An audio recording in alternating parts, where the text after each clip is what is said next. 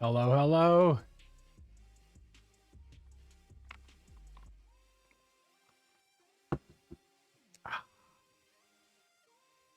KNH, how you doing? Had to start a little bit late. I realized that I took a look in the fridge this morning. I was like, oh shoot, it's about time that I went to the grocery store. So I had to go get some stuff. So yeah, I was delayed. But hey, we're here and I'm excited about today. And we got this new playlist. What is this? Hype tracks from Stream Beats. Holy smoke, I feel like grooving. If I knew how to dance, I would.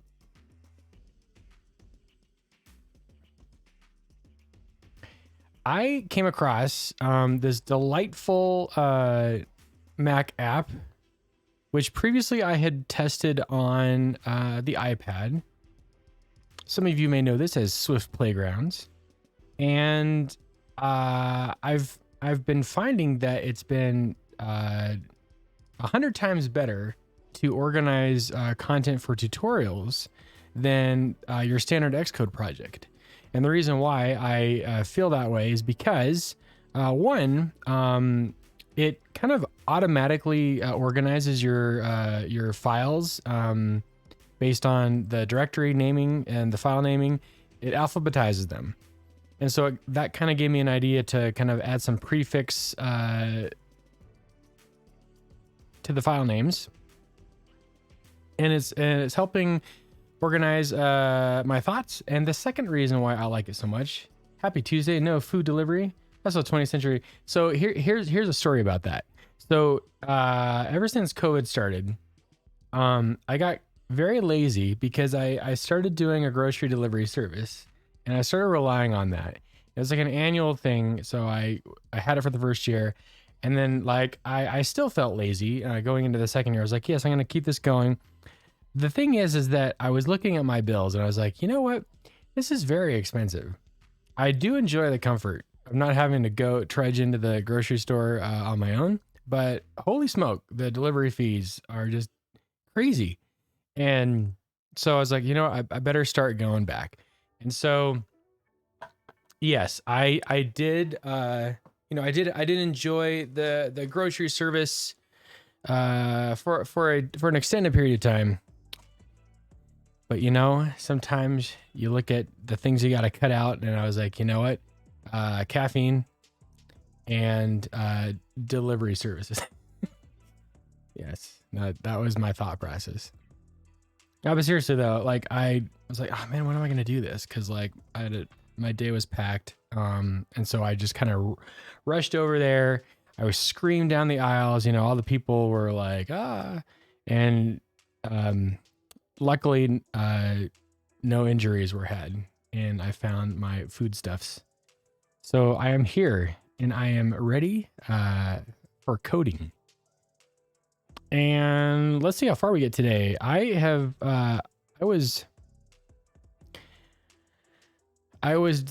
looking through the API from for shapes. Yes, still shapes, everybody. It's going to be shapes until I complete this project. And then it's going to be even more shapes because you know what? Shapes are everywhere. I had an idea, and this was going to be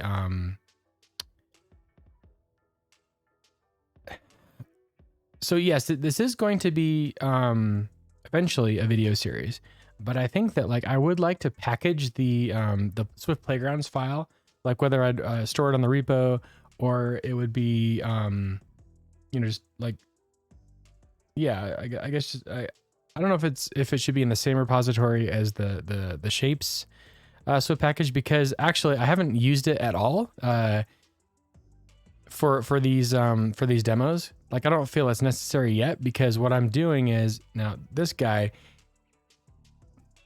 so he's always here, and I think that's just the nature of the way that these Swift Playground is set up. you have a content view. It's just like any other like SwiftUI project, right? So like you've got my app and like it goes to content view and then content view. And I just threw something in here.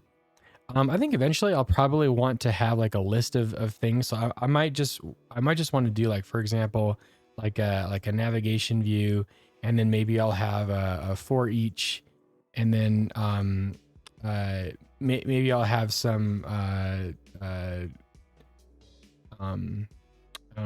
chapters or pages, page titles, string equals whatever, right? And then for each page titles, title in, I'll just do like a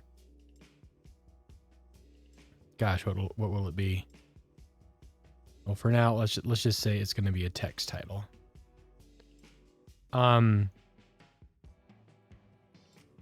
Oh, string doesn't conform to identifiable. That's right. So instead, we're going to do id/.self.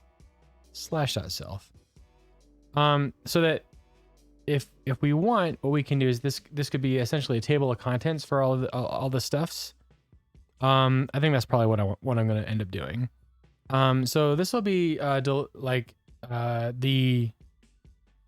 be on the site.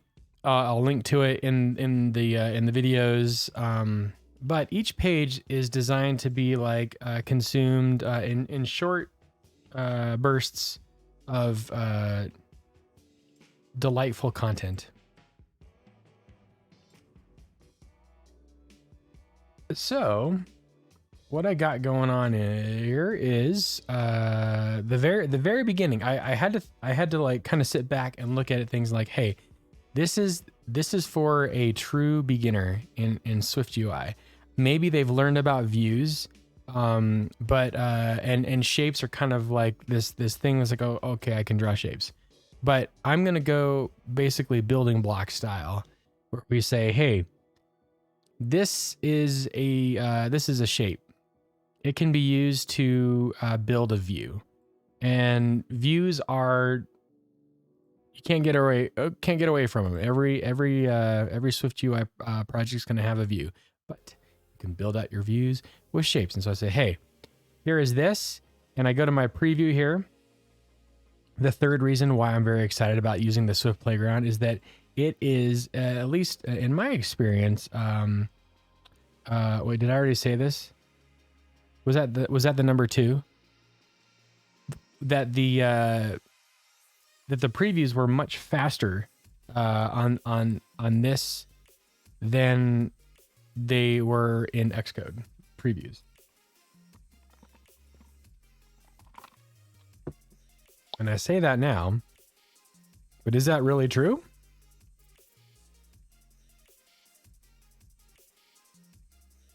It must be true. You know what? Maybe I just need to maybe I should just make sure. Okay, yeah. It just was filling up the entire space. Yeah, you know what? Maybe I need to do that. Maybe I need to, instead of making a circle view, just to make sure that this is working, I'll just make a circle view. That's what I'll do. And the beauty of this is that it's just so easy to edit. And there it is. So the simplest way that you can use a shape, say, hey, use one of these built-in shapes. Boom, I got a page for built-in shapes. That's the next thing. We're like, okay, well, so what are all the built-in shapes? Well, here they are. Super duper. And you know, the person who's opening up this file can take a look at there. They can you know, move the preview back and forth. So that's nice. So yeah, this is just the built-in shapes. And then the next thing we talk about is the shape protocol. I'm talking through this because I'm just kind of looking at the flow. I'm going to need to probably change the order up a little bit. But so far what I've got here is I talk about, and here's one thing that I'm a little unsure of how to proceed. So we have these code snippets that are part of the comment, and I'm not quite sure how to annotate them. Right now I'm just using the 3 backticks to show like what this is. Oh, this music is kind of a little too much, isn't it? Music's a little too much. All right, hype tracks. I mean, I'm hyped up for sure.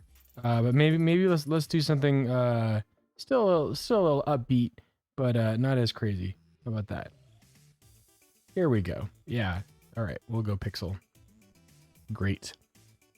As I was saying, the we introduced the protocol for shape, and we talk about how we need a single method.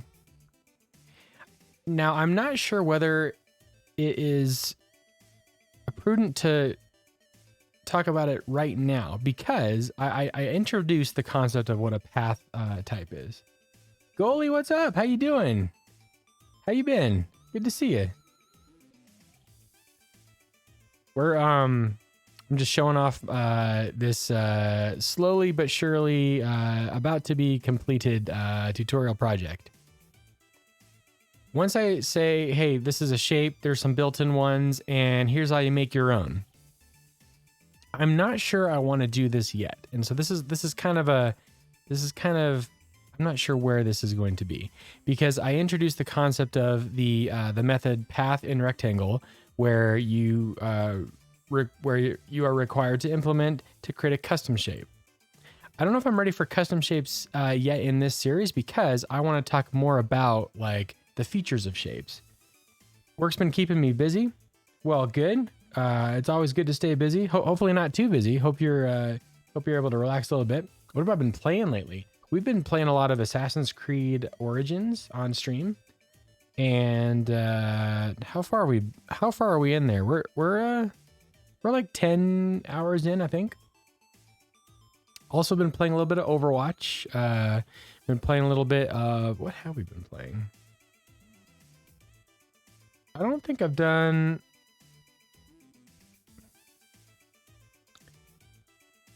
Oh, we did Papers, Please. We played Papers, Please. A classic, award-winning game that was delightful. What else did we play? We played a little bit of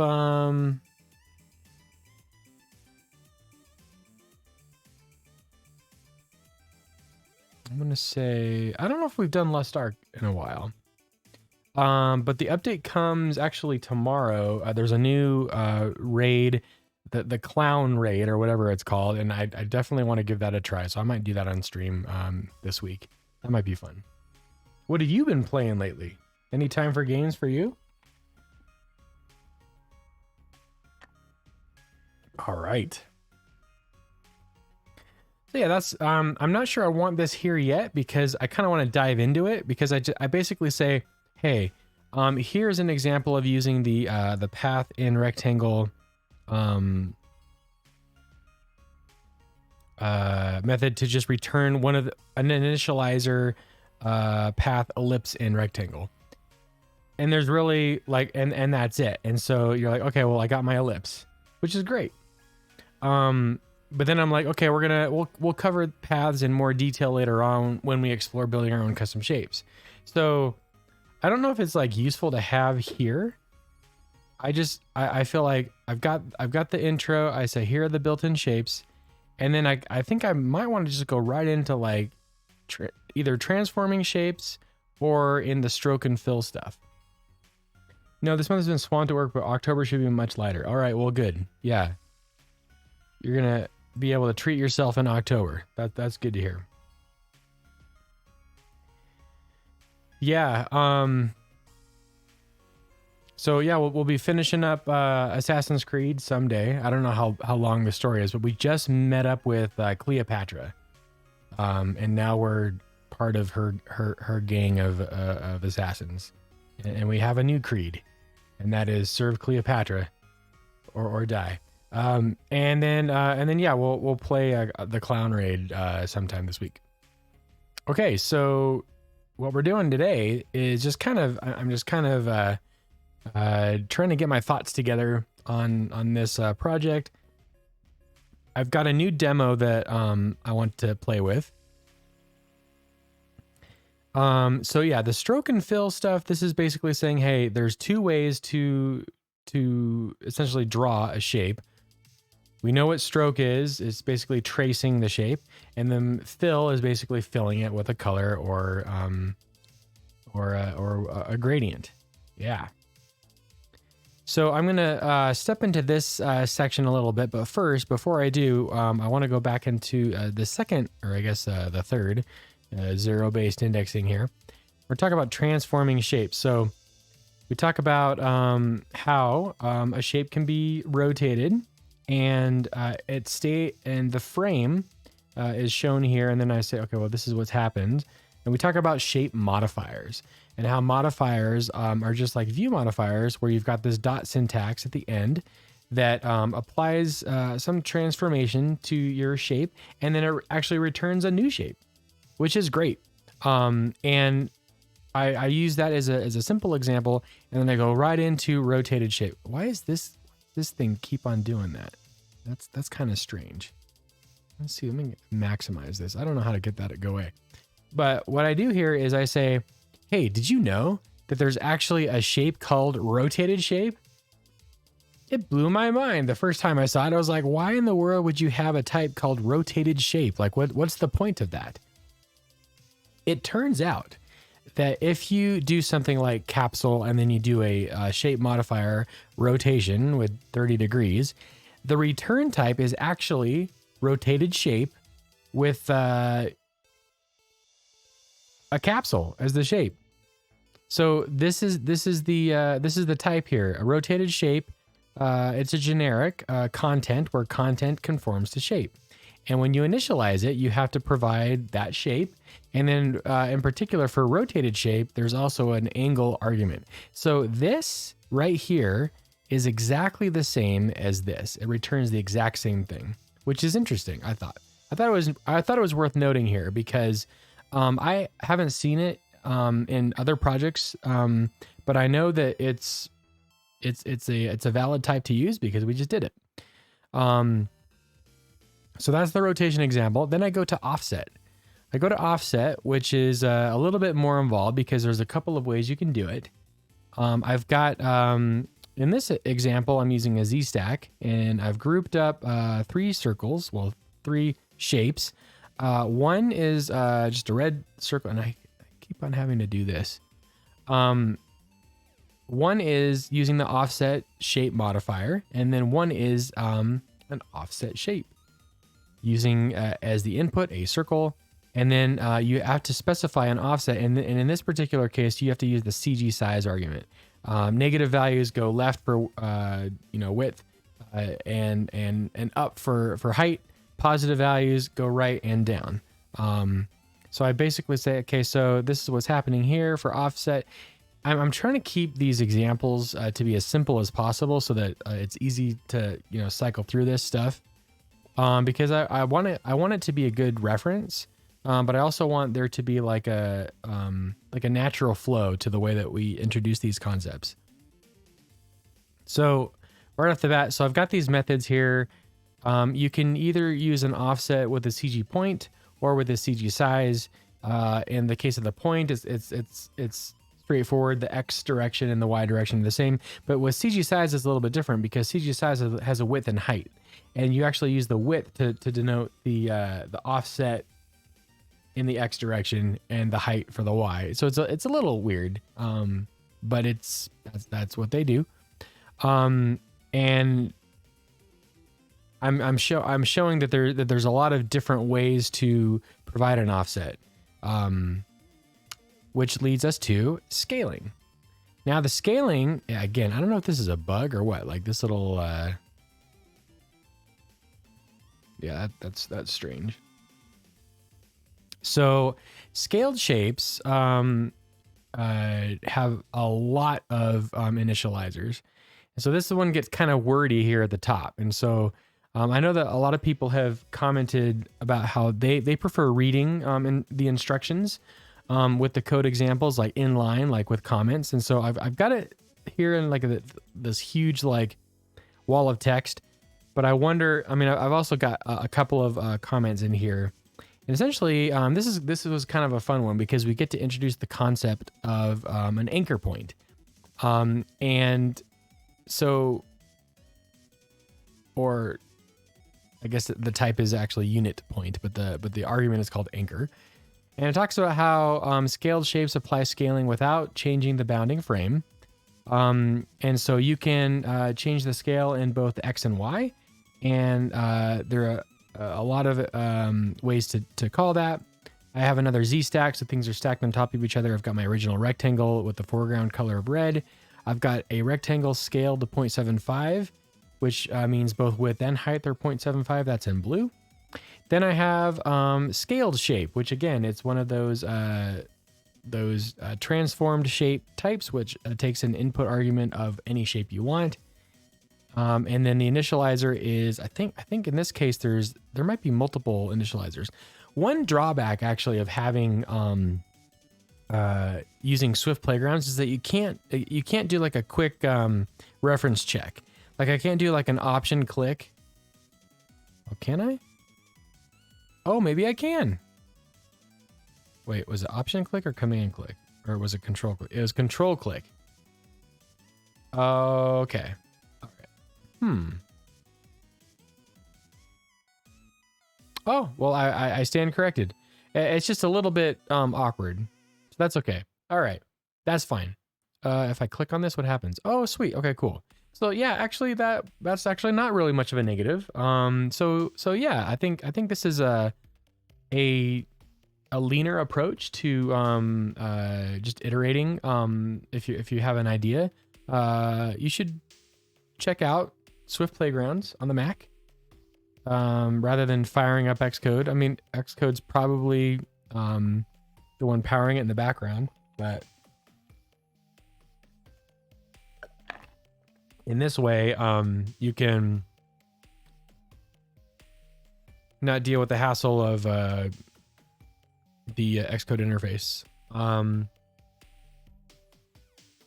So as you can see here, we have a bunch of topics. This is so there is only one initializer for scaled shape, which is the CG size. So again, they're using the width and the height, and this actually makes sense. Like how much scaling do you do? These are multiplication. These are multipliers. So like what this is like 50% of the original height or width, 25% of your original height. And that is foreground color is green. So you can see that right here. And then this last one, which was a lot of fun, does a scale in X and Y. So this is another initializer. In this case, I've actually made them the same, but then I get to say anchor and bottom trailing. And what this does is it places the scaled shape in the bottom trailing portion of the parent view. So it's kind of fun to see that in here. And I think that can save a lot of headache, because like if you're trying to like keep, maybe you're trying to like make like a pattern of things, and you want them to be maybe one in each corner, for example, just use the anchor, the scaling anchor, and that'll do it. So that's the scaled example. And so yeah, it's getting a little bit more complex, but not really, not too bad. It seems like it's going okay. Now, this is the one that I was having fun with, and I've got a little demo that I'm trying to figure out if it makes sense to do. So there's a little bit of craziness going on here, where we talk about a transform shape, and this is using a transformation matrix, which can be a little bit scary if you've never seen it before. Essentially a 3x3 matrix. What this does is it's a way to map a set of coordinates into a new set of coordinates, right? And so there's an equation here where you say if I have some point xy, right? You got your graph, and you got x here, y here, there's my dot. If I want to transform it by either translating it or rotating it or scaling it, I guess, can you scale a point? I don't know if you can scale a point. But yeah, I guess technically you can. If your entire like system was scaled, then yeah, that works. But basically, you are saying, okay, I'm taking this, I'm applying a rotation, a scale, and an offset.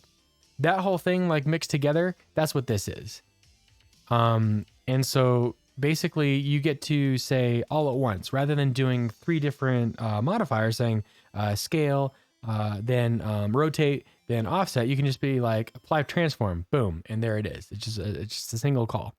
They're a little bit more difficult to work with, partly because it's not terribly intuitive, like what these values are and like how they translate to these things. So what I decided to do was say, okay, this is what it is. Here's a vertical stack. So I've got like a bunch of capsules, and I'm applying transforms to most of them. One is a transform, and these initializers, they are a little bit user friendly. Like for example, I can initialize a transform that rotates 30 degrees clockwise. I have one that can do scaling. I have one that can do translation. But then the one that's like a little bit daunting is this one with the A, B, C, D, T, X, T, Y. Like what the heck is that, right? Well, I have a demo that I was working on today that I'm trying to figure out like the best way to present it. But this is what I have so far. And I felt like this is where we could do like a sidebar in the video series, or maybe just like, hey, like here's like a deeper dive. If you don't care about this, fast forward or whatever. But what I did was I put together a quick demo where what I have is I have a state variable. This is in a view. It's the CGFine transform, and it's assigned identity. The identity transform is essentially that's like your default setting, where there's no rotations happening. The scale is 1. The translation is 0, right? And it turns out that these A, B, C, and D values are you can basically provide all the information that you need within plus or minus 1 values, plus or minus 1. That's called a normalization, right? And the translation values, TX and TY, these can be actual values and are actual values, like in points. So like if I want to translate by X 100 points, TX has to be 100. If it's 1, then it it's going 1 point. You don't see what's going on. And so anyway, what I have here is I have a group of sliders, and each of them are bound to one of the values of this transform. And so like I can change, for example, the A value of the transform, and I've got a label here that's showing like what this actually is. And yeah, it's not quite user friendly yet because I've got like, a buttload of decimals on each value. This text could probably be bigger. There's no labels up here on the sliders. The positioning is kind of quirky. I think when we were working on some previous demos, like we were finding that it was better to have it on the left, like the controls on the left, or on the right, and then like the content. So it was showing like in an H stack rather than a V stack. But this is just something I've been prototyping. So here you get to show what happens when A, which starts at 1, is moved to 0, and you can see that it's shrinking. So this is the scale effect in the X direction, but it's pinned to the left side. If you extend past 0, you get this action. So then we also have B. Now B is where things get interesting. So B does this like interesting shear effect. And if you do some sort of combination, you see it's almost like a revolving door, right? Like you get this really cool little. You can make some pseudo 3D artwork with this. Now let's make it further crazy by introducing the C value, and we can quickly see that yeah, you're doing this is essentially rotation. Now, it's a combination of rotation and scaling, right? And the offset is going to be here in D. Wait, ABCD. Oh, TX. Sorry, translation is TX. Also, what's happening? Why is this last slider here? Oh, that's because I was trying to find so in the initializer for a slider, you have some value and then you've got a trailing closure that's like, what's your label? But you can't see this label. It's and I don't know why it's there. And I have to have it here or else like the compiler gets mad. So it's like you won't even see this. I think in some settings like the text is supposed to be visible, but from what I read, this is actually used for accessibility purposes. So it actually is helpful to do this if you are supporting accessibility. But so a better way to do this would be like the transform a parameter, right? So I'm getting rid of the TX slider in here. So yeah, we should only have 1, 2, 3, 4, 5, 6 sliders, not this 7th one. And I think I have to restart the preview, delete preview data and restart. Yep. And I think it actually might. Okay, cool. I also have a handy little button here that resets to the identity transform. So I could be doing something crazy here. I could shift things around. I could be like, hey, this is really cool. And like, oh, how do I get back to where I was? Oh no, what am I gonna do? Oh, just press that reset button and boom, we're back to the identity matrix. And yeah, we're in a good spot. So this is what I was working on before I started the stream. So I'm trying to make it a little bit more user friendly. So what I'm thinking of doing is actually let's just do this now. We're going to throw this in a horizontal stack, and what's going to happen is, well, actually, we'll keep this in a vertical stack, and then what we'll do is we'll have we'll wrap this in an H stack. Now, one of the interesting things about Swift Playgrounds is that you get this like drag and drop feature where like I can actually take this little tail end here and see how it's like highlighted. If I click on this, I can actually move these guys in. I can move them in. Oh geez, it gets a little bit crazy. Actually, hold on. I just need to bring you all the way down here. Yeah, this is what I need. Okay, so this is all in an H stack, and actually this should probably be in a vertical stack still. And then what I'll do is then I'll throw an H stack in here, and I'm going to grab this group, and I'm gonna throw the group in here. Can I double click you? Come on. Click drag. Gosh dang it, I thought I told you. Okay, so the dragging is a little bit difficult to use. That's fine. No problem. We've got a horizontal stack with I just realized this is about to get crazy. So the text is the title, and that belongs to the top. If this is I'm going to have the title and then the content.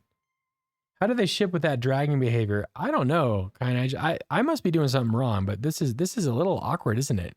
It's kind of bad. Yeah, I agree.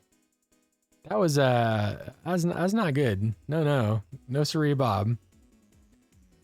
I wanted it to not be like a crazy, like you look at this and you're like, oh my gosh, like what's going on here? Because again, like I'm looking at it from the perspective of someone who's who's learning about this, and then all of a sudden I've got this demo and I've got, whoa, what is all this stuff? VStack, text, VStack, HStack, group, bunch of sliders. So I'm trying to like see how I can better organize this. So we'll see. This might be an interesting thing that I'll just have to roll back. So the reason why this is in a horizontal stack is, why is that? Oh, I think now I'm doing this and then I'm doing that. Yeah. So now this guy should be thrown in here. Maybe? Wait, horizontal stack, V stack, and then rectangle. Let's get rid of the spacer now because I don't think we need the spacer anymore. I should be seeing, since this is, let's try restarting preview. I feel like this should all be on the left side now.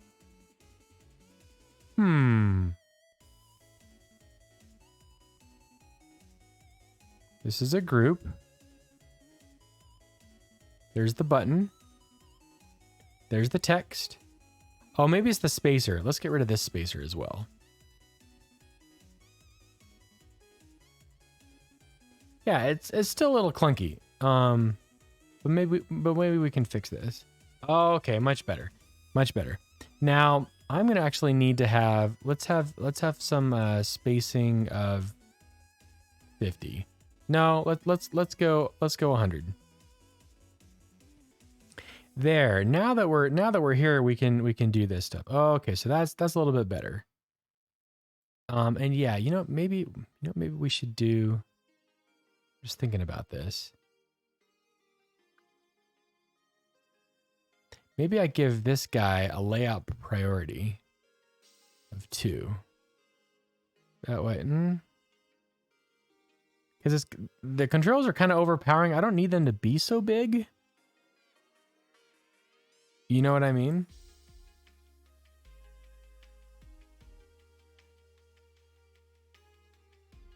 So there's a lot going on here, and one of the things that I don't like is that it gets kind of verbose. Like when you've got a slider and you've got a value in minimum label value, maximum label value, and then this trailing closure of things you'll never see.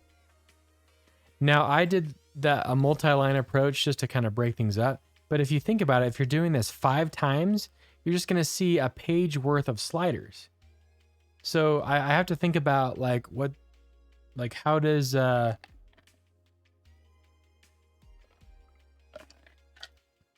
just functional, but is it easy to parse through?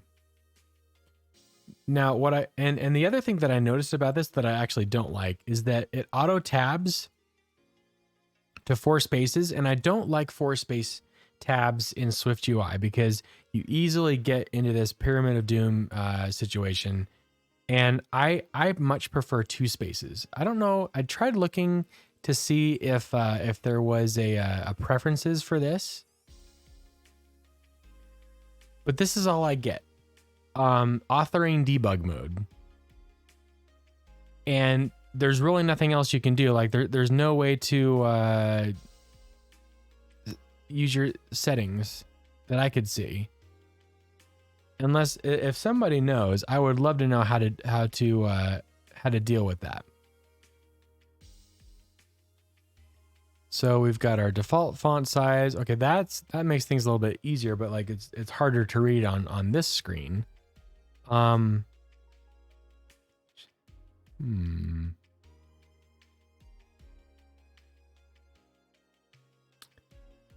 don't know how to show tab bar, show all tabs. Oh, that's not it. Yeah, if I had a gripe about this experience, it would be I would like to be able to edit the number of spaces for my tabs. That's my only gripe so far about this program. Well, that and these previews always seem to default to the app. Now, the way that I had put this together was I made a file, or playgrounds. It was a new playground. It was a new app. That was like the only way that I could one, get third-party extensions, third-party Swift packages, which I actually haven't used yet in this project, but that's beside the point. So I'm treating it like, you know, kind of like, you know, a page book, but yeah, just a couple of little nuances, but it is better for me to like iterate on these ideas rather than being in an Xcode project. So I'm gonna take it. This is gonna be how I do it, at least until I find something different. So one thing that I guess I could do is force, and you know I think like the reason actually is I think it's because this text. No, it still wants to be extend all the way. And I guess the only way that I can resolve that is to force a frame width of 100, which that's way too much. Way too small. So maybe we go 200, maybe go 300. See, this is much better, right? It's a little bit easier to process. And then I need a spacing of like freaking 300.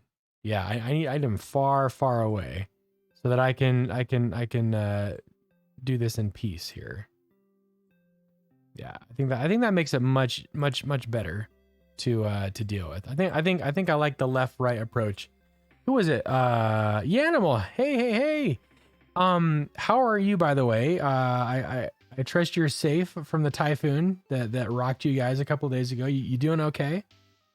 I'm already hard at work with sliders. Absolutely. This is the way. How you doing, my friend? How are things? So yeah, this is our CG affine. I don't even, you know what? I'm gonna show my ignorance. I don't remember how to pronounce it. Is it affine, or affine? CG affine transform? I don't even know. Like fine, like how you doing? I'm fine. Or Mr. Feeney. Anyway, this might be actually too much spacing. Let's do 200. All right, 200 should be enough. And then you reset it, and there's the identity matrix. Boom, there it is. This is the demo. Isn't that fun? The storm has passed, and we got away with a ripped tarp, and that's it. All right, well, that's good to hear. Glad that you're safe. Hopefully, the boss wasn't making you come into work that day. That'd be kind of a bummer, huh? All right, so I think I'm happy with the user interface. I think I need a little bit more spacing though. Let's do spacing of gosh, what, 30 on the V stack. Okay, yeah, I like that better. Yeah, it's a little less crowded. So we need labels for A, B, C, D, T, X, and TY, and that's what I was gonna do here. But as we can see, the transform A parameter, you cannot see it here. So what do? It seems that I'm going to need to create another view, like a helper view, and I'm gonna need to call this like a slider label view. And it's going to be an H stack, and it's gonna have a binding, which is going to be a var. It's going to be a value, and this is going to be of type CG float. Or wait, is it CG float or is it float? I think it's float. Let's just double check. So we're gonna have a text, and we're gonna have a let's see, we're gonna have a binding var label string, and the text is gonna be just simple text string, and then we're gonna have a slider. And it's gonna be bound to value. Now this might get a little bit problematic because now what we have to do is oh no, I just realized value, so label, and then I'm gonna have a bunch of these things. This is gonna be a binding var, is essentially going to be minimum value, string, maximum value, and then binding var range. It's going to be a closed range. Is this more trouble than it's worth? I don't know. I don't know about this. So body, some view, and it's going to be, I'm going to throw that into here. Give me that. Hey, I clicked on you. Drag. You are right, kind of. Look at this. This is madness. This is Sparta. That's it. I'm moving to Sparta. I don't like the way that it. I can't even like. I can't even backspace to get the two space tabs. Like what the heck, man? What is this?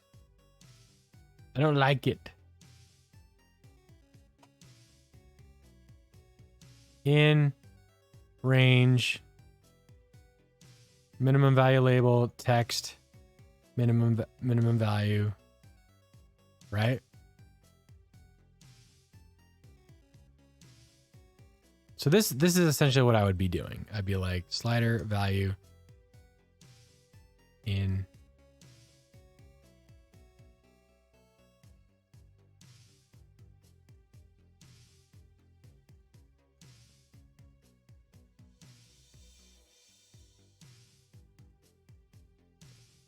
and then the label, I guess the I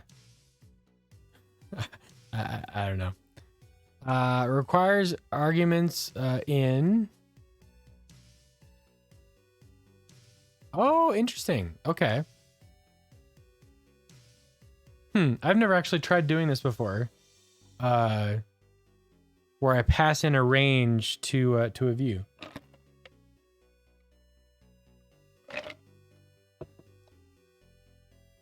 And to be fair, like the only thing that you really need a binding for is this value. Everything else can probably just be a var. You could probably get away with like default values if you didn't want a label. So maybe we do that. Maybe we make it kind for our okay, var range is going to be closed around. Okay, how do I do this? Editor placeholder. Close range of a float. Is that how you can do it? Yeah, boom. So text is going to be label. And then it's going to be this.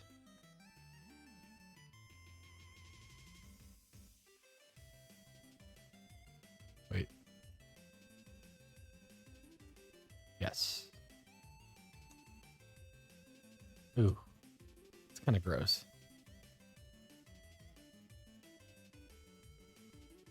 Oh, maybe not.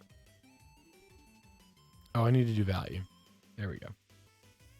Okay, so there's my slider label view. Why did you do this? Well, I did this because I don't like the fact that I have to like blah, blah, blah, blah, all over here. You know what I'm saying? So like maybe if I can just do a slider label view.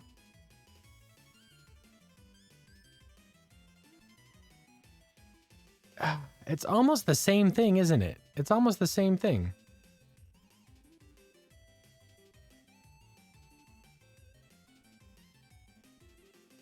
Label is, and well, this way I can just do label A.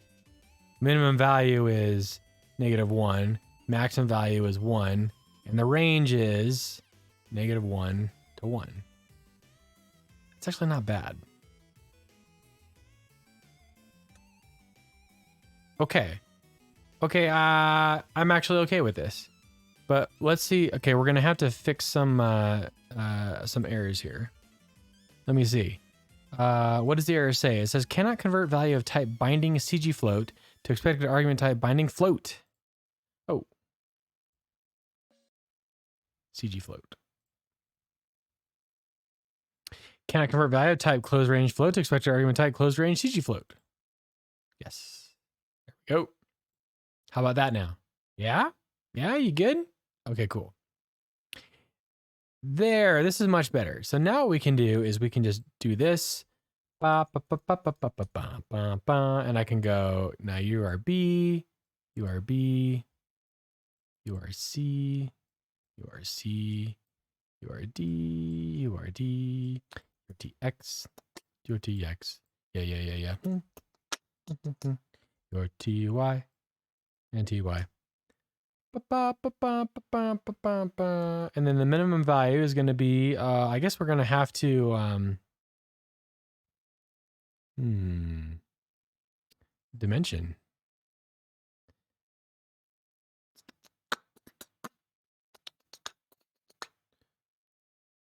Let's, yes, I'm still watching. Now I can do this. Negative dimension to negative dimension. Range is that. Range is that. Perfect. Okay, so that makes things a little bit easier for us. And hopefully, okay, what am I going here? What am I going here? Expected separator. Oh, am I missing a comma somewhere?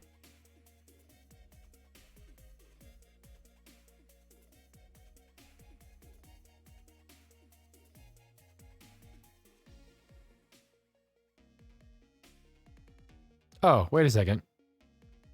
I had an extra one in there. A, B, C, D, T, X, T, Y. A, B, C, D, T, X, T, Y.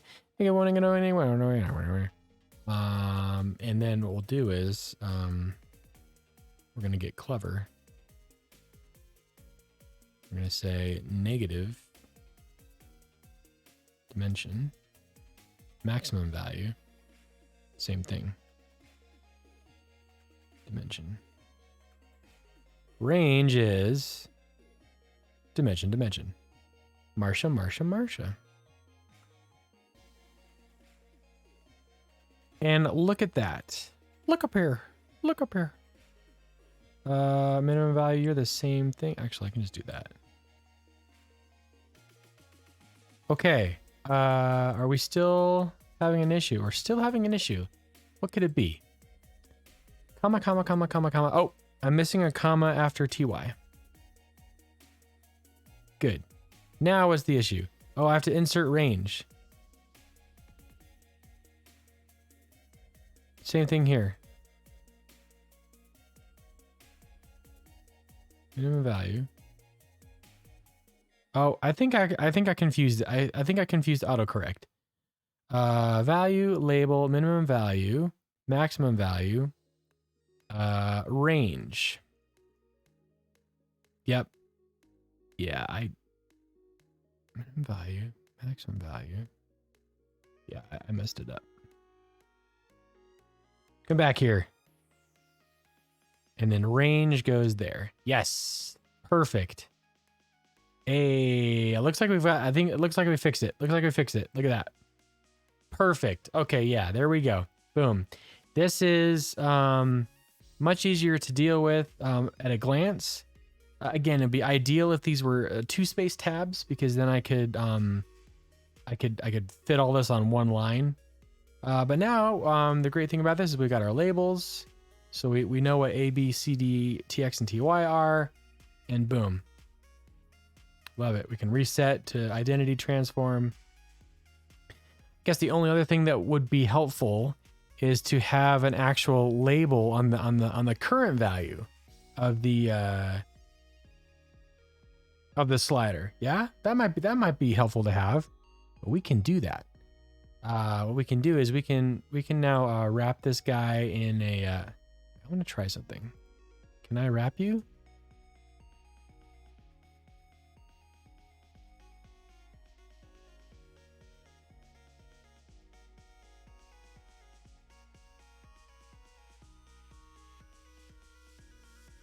It would need to be basically that. Yeah, that dragging behavior. Because Because now, like what's going on here? Like, why are you here? Why do you do that? Okay, so then it automatically does it? For shame. This can be a text of the actual value.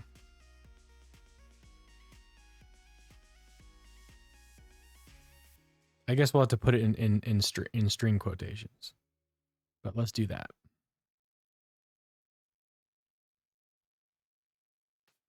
Oh, now it's starting to get a little bit dicey. But you see how like all of this stuff, it's wrapped in an H stack, which is wrapped in a V stack. I don't have to do that down here. And so I think this is a great way for me to create a separate view that's reusable that then can be, okay, now we got our actual value. Now, I don't know about you, but I don't think that like 6 decimal places are really important to know about. And then even like if we were to get this text back, or basically say this is the value that's happening here. Look at all those like 6 decimal places. We don't need that. It doesn't need to be that precise. So let's change that. What can that look like? Now,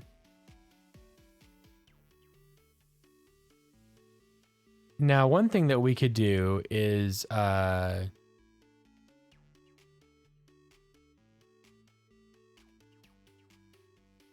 could call this, I guess it needs to be a string. It needs to be a string. How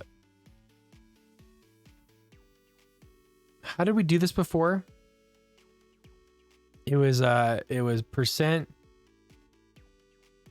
02 percent, wait, 0.2 F transform dot B. I think that's what it was.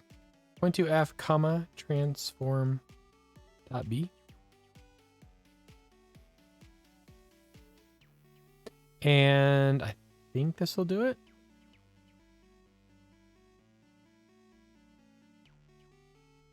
What is the error here? I expected, oh.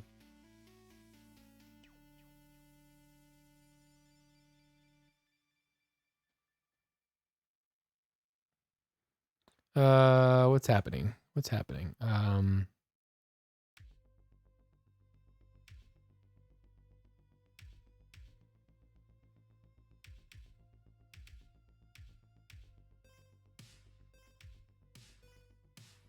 Oh, I need another close paren.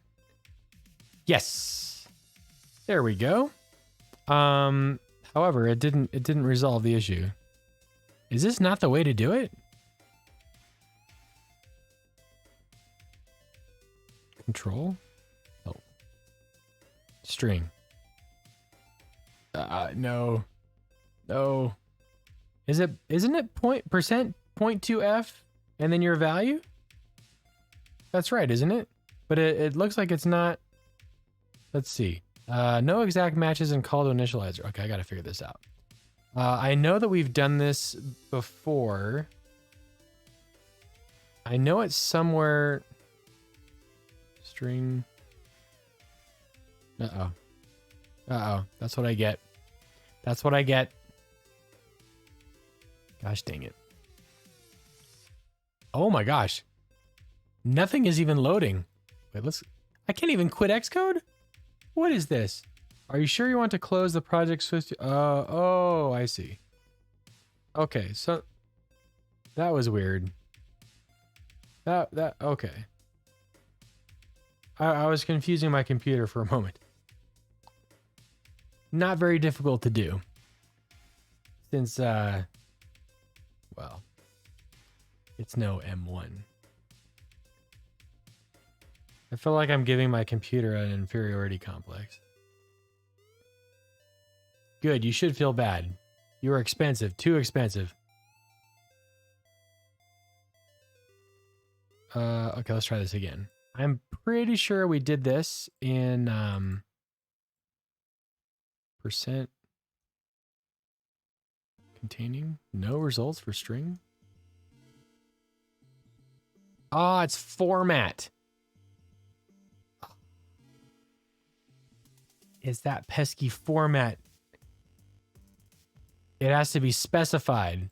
Yeah, percent 0.02f. I knew it. I knew it. That's okay. Format. 0.02f. Does it have to be 0.02f or can it just be 0.2?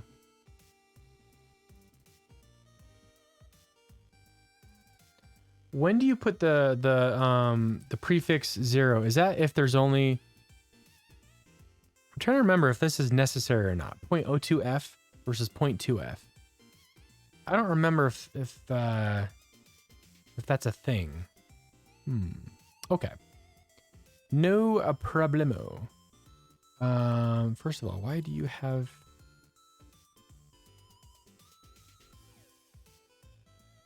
It's gonna be a long string.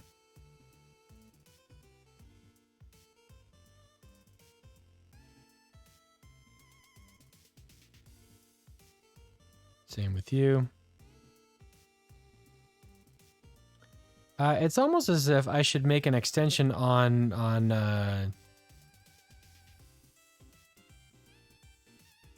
these values instead. You know what I'm saying?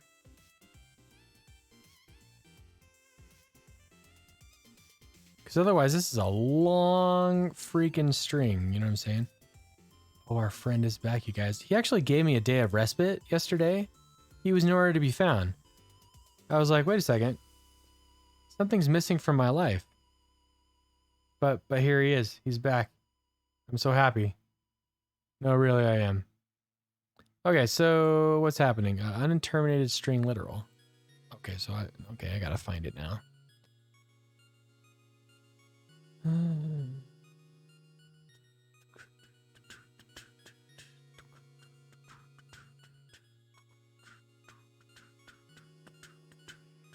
Where's this guy? Yep. Good. Hey, there it is. There it is. So I'm thinking maybe I throw this guy not down here, but not here so much. But maybe I'll throw it at the top. Yeah.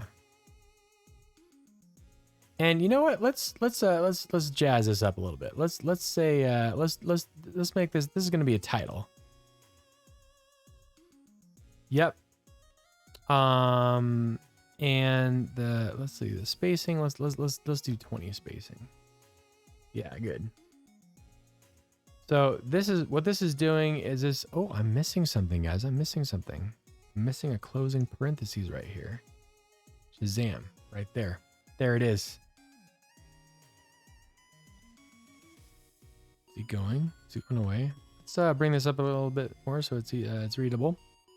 Okay, so I've got this massive text view. It is kind of ugly, but what it does is it displays the function call here. So now we can see as we move this. Oh, hey, also, there was a really cool Twitter post I saw today about how to fix this issue. So check this out. See what happens when we're moving and we're getting like these decimal values that are changing, and you get a lot of like jitter because like the width is not constant, right? See that? There is a way to what do we what did I it's this person.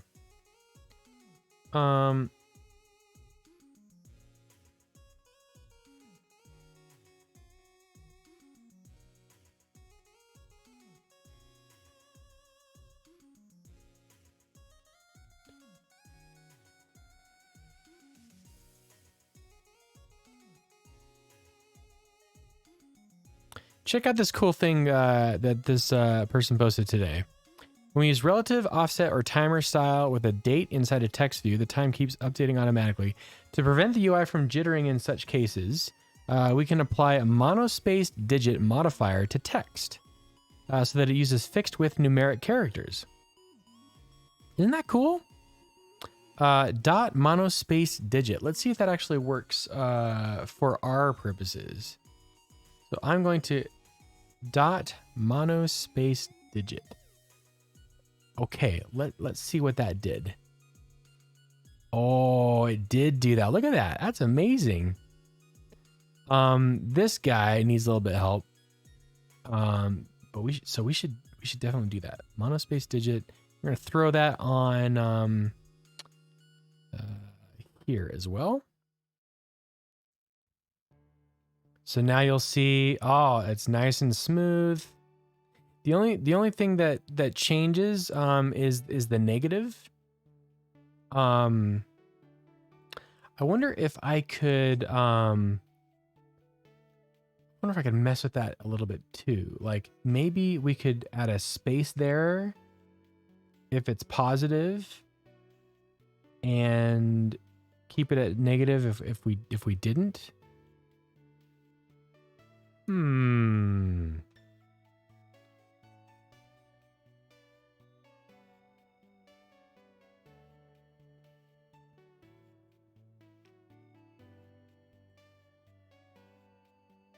So we're gonna do the exact same thing that we did here, where it was a string format, whatever.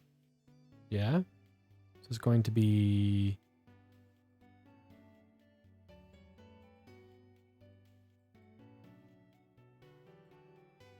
string. Wait, I can just do this. Text string format.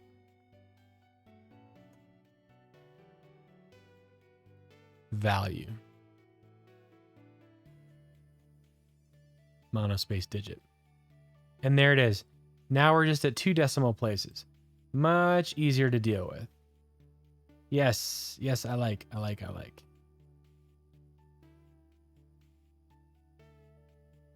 And there it is, folks. Here is our demo for the transform. And the goal of this is to be easy to comprehend as much as it can be comprehensible, especially if someone's never encountered these transform types before. The only thing that I'm kind of like nervous about is just this gargantuan view. And so I basically have to like say, hey, here's just my user interface. And then this is the stuff, you got rectangle. It applies its transform.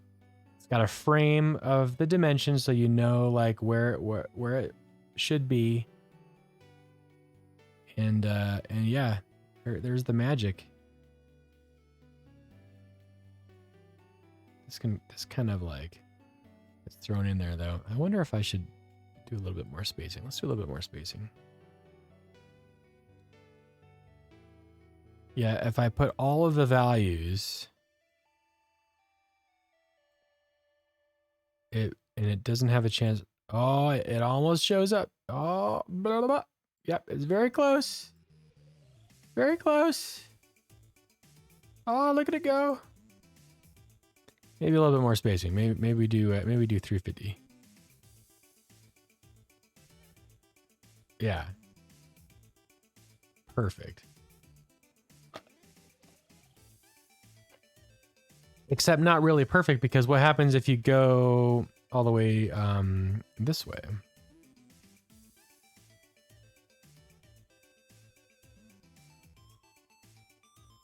Now it's getting thrown off the page to the right.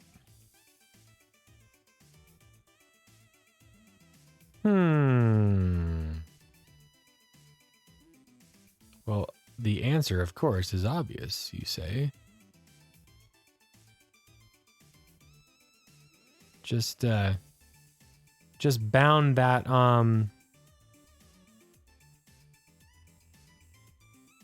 the drawing area. So right now it's inside here, but maybe we just make a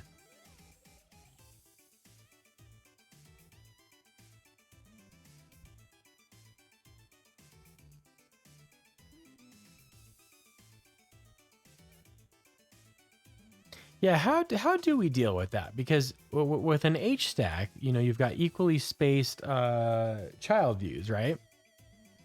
And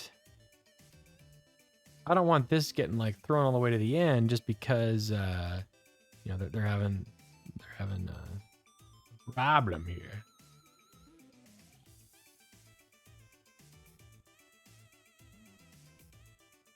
So here's what I'm thinking of doing. I'm going to wrap this guy into a any sort of a container view would be fine. Let's just say it's the V stack, and then I can give it a well, this layout priority. I wonder if that's the issue. No, it's not. So I'll just give it a frame of width dimension times 3 and height dimension times 3, and then no alignment. And then what this should do is, yeah, effectively push it out far enough so that there's no chance of things going cray cray. It's good enough. It's just a demo. It's fine. Although that's obnoxious.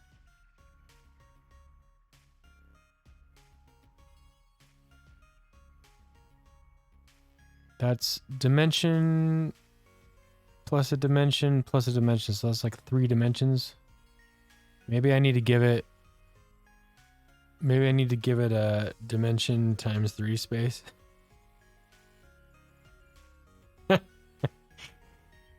Oh gosh, here we go. That's probably too much. Let's do dimension times 2.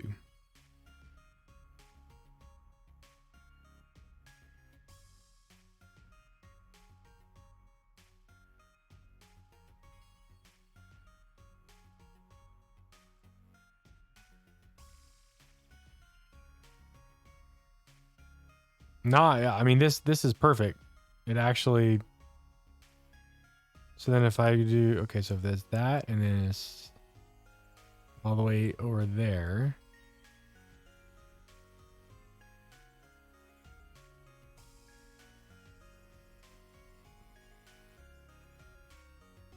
Okay. I'm happy with this.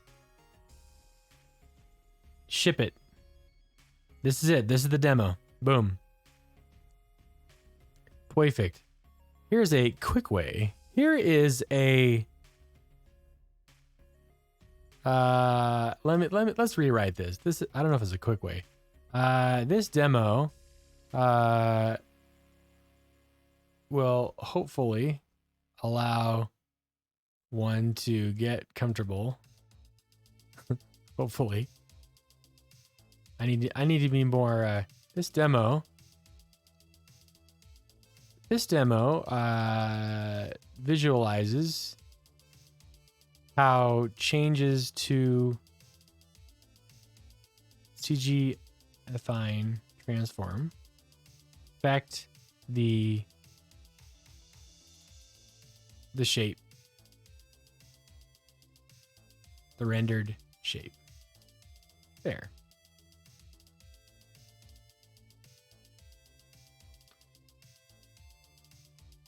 Good. Good evening, Compile Swift. How are you doing? This demo will blow your socks off. That's right. Be prepared. Shazam. Thank you. How are you doing today? What are you up to?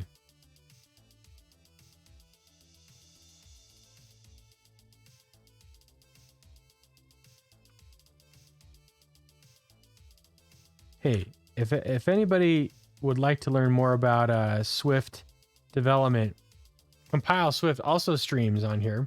You should go check them out. When did you last stream? You're doing much better. You got your voice back, ready to type and draw way too many screen prototypes. I am just still moving along with the tutorial stuff. I've moved to Swift Playgrounds as my as my brainstorming, my sketch pad essentially for putting together these things. So it's going okay so far. You didn't get to stream at the weekend, so you'll make up for it tomorrow. Okay, nice. Very cool. Very cool. Yeah, it's coming along pretty well. I think I've got some great bite-sized pieces of content to like get through. Some of this a little bit long in the tooth when it comes to these describing the concepts, but I try to have like one example per like feature of the type. So this whole thing with transforms, we're working on here. I go rotation, I go offsets, I go scaling, and then I do transforms. And then like I've got this demo that kind of dives into the actual type. Like what is a CG affine transform? I found something and thought of you earlier on GitHub. Let me see if I can find it. Oh, sweet. Yeah. I'd love to see what you got. Yeah, here's the goodness. Now, the nice thing about this is you have a single type, and the whole point of like, well, eventually what we'll get to is like animations, right? And how shape animation modifiers are possible, just like views. And again, the audience that I'm looking to, provide this to are for, beginner and intermediate level SwiftUI devs. But I also want to like put together some sweet stuff for people who are looking to like, for that little extra stuff. So what I'm thinking of doing is, and again, like this could be way down the line. So what I'm going to do is I'm going to actually, let's add another folder. Let's add a folder. We're going to call this, I don't know what chapter this is, but this is going to be animations. So I've got shape styling, I've got transforms, and I guess animations would be, we'll see, STN, affine transform animation. Okay, so let's give this a shot. Let's see what this actually looks like. I've actually never tried this. So what we're gonna do is we're gonna do this. We're going to go back to our example where we essentially do a rectangle, and it's going to be a transform. And this is, now check this out. Here we go. This is your standard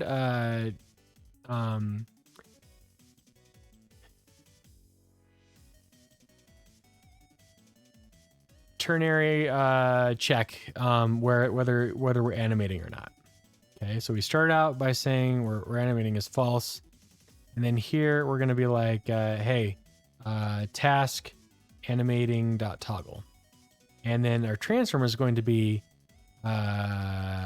animating question mark identity. Wait, no, it has to be something else. If we're animating question mark, it's going to be something else. Otherwise, it's the identity matrix.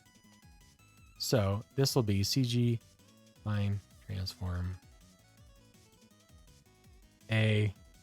You're going to be, I'm just going to put some random numbers and see what this looks like. D1 TX 200 TY -30. Whoops, I forgot to put that where it was supposed to go. Command X. There we go.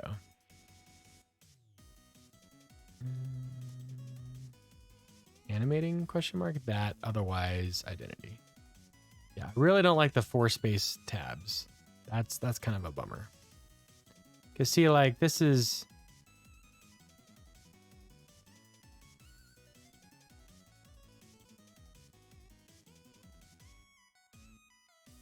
I don't like how that looks. Boo.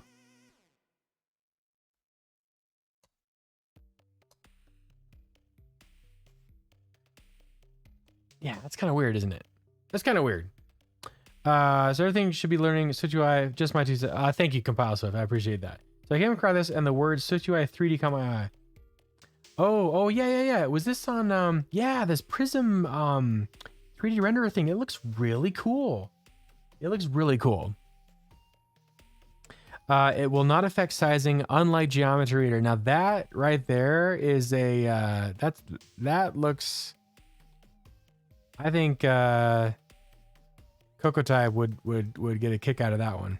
No scene kit or other weird stuff. Powered by perspective transform, so it's fast. Supports sizing, extrusion, levitation more. This looks really cool. Yeah, I'll definitely have to check this out. I did see this. So yeah, thank you for sharing. It looks really fun. Definitely. All right, let's see what this does. We're gonna try starting the preview and see. Oh, you know what? I forgot to animation. I completely forgot. Animation dot let's do ease in out 2 seconds, repeat forever. Sorry. Repeat forever, comma, space, value, animating. All right, gimme. Yes.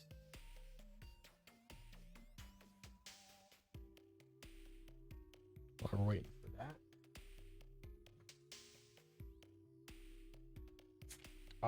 Yeah.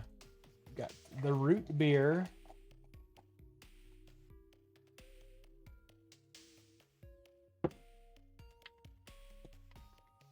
What's happening? Why is it not doing nothing? Why is it not doing that?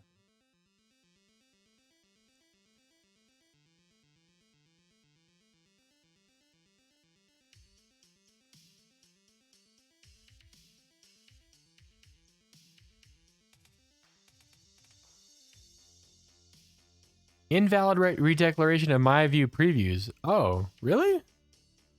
Where else is this? Oh, it's in built-in shapes?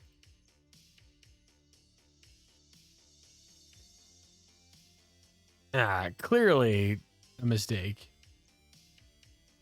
You know, we should let's see, animating transforms view. There we go. There we go. Dang you previews. I mean, you can't escape them. But actually, this was helpful. I told you.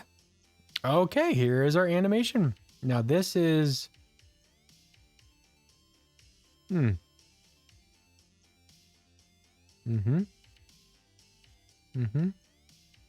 Okay.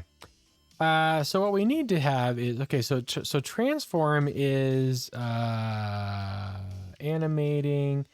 You know what we need to give it a frame. Let's give it a frame of 256 and a height also 256. There we go.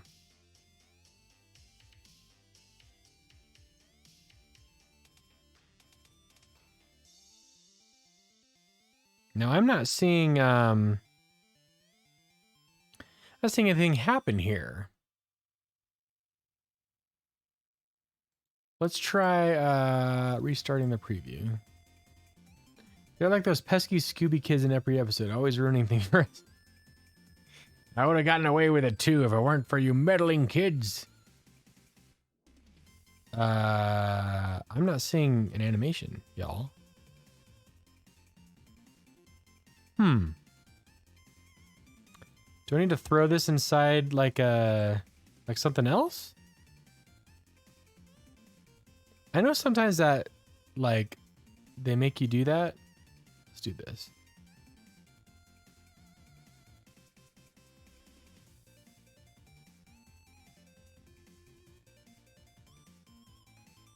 There. Pretty as a picture. Guys, it's not animating. What the heck? Why is it not animating? It's very stationary.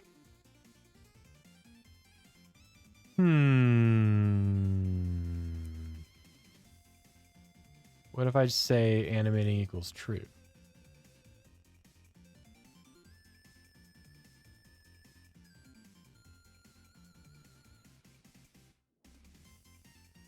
Okay. Okay. I know transform animates because we just watched it happen, but when I threw it inside, when I gave it a frame, it was all like, no. And now it just flat out refuses. What's happening here? What on earth did you just do in the editor? Drag code animation. So compile Swift. This is Swift Playgrounds on the Mac. And there's this interesting feature, which is, it's not very reliable. But what happens is you can actually like highlight, or you just kind of like do like a mouse over it, like a hover. And then you can like bring things in and out of the VStack, which is kind of cool. Do we animate the VStack? Nah, it's dead. Guys, we killed it. What's happening?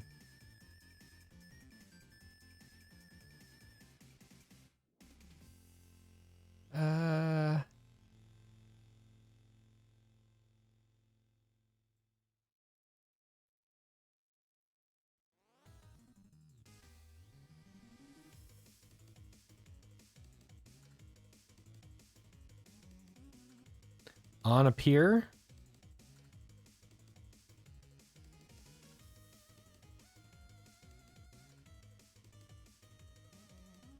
No, I need to put animation right next to the transform, don't I?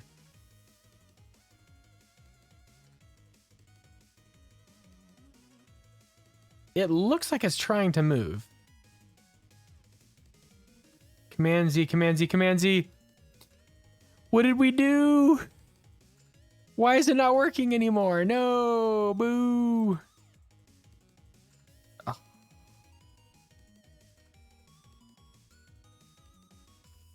It was working. What happened? Oh, maybe this is the issue. Could not build. Oh, we couldn't build it. Why can't we build it? That okay, so I was missing a very critical thing, which was big red X at the top. You witnessed it. It was working before. That's what the red X means.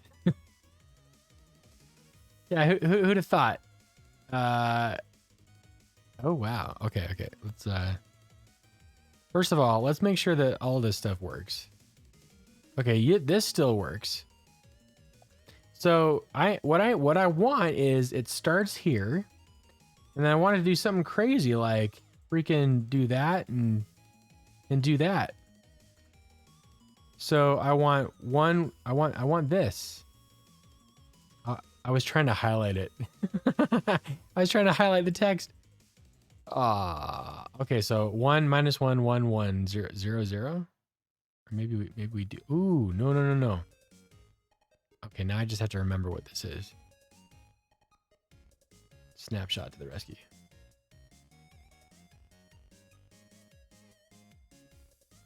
Wait, where'd you go?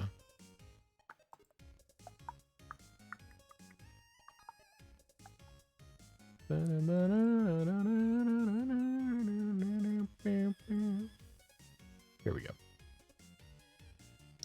Okay, so back to where we were, the animation. And just gonna yoink.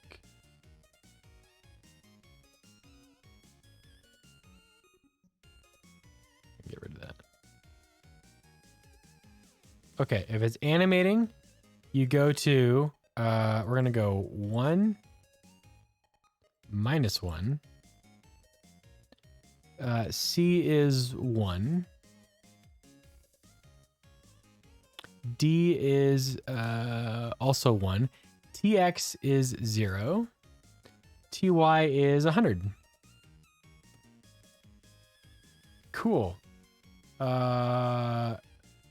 Perfect use case for no app live text.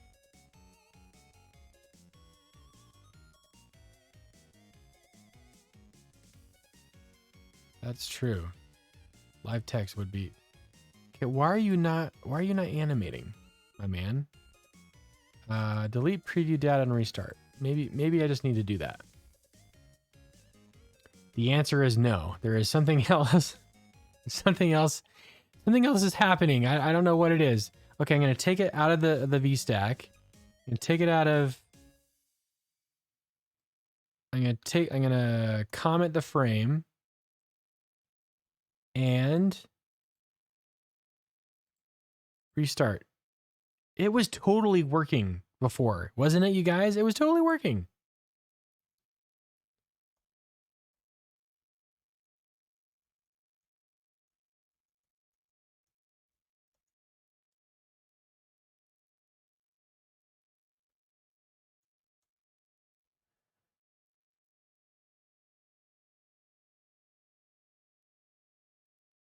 Uh.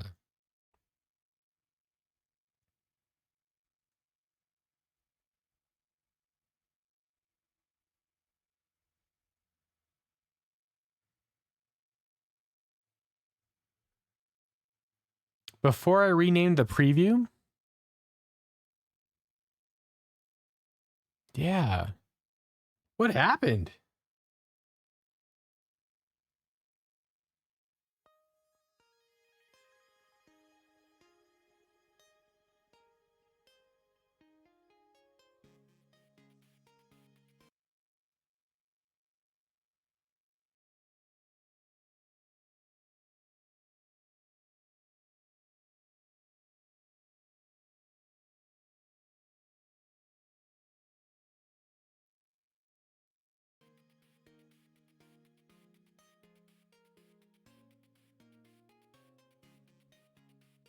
Yeah. You know what? I'm gonna try quitting this and restarting it. I try restarting. That maybe that'll be it. Maybe that'll fix it.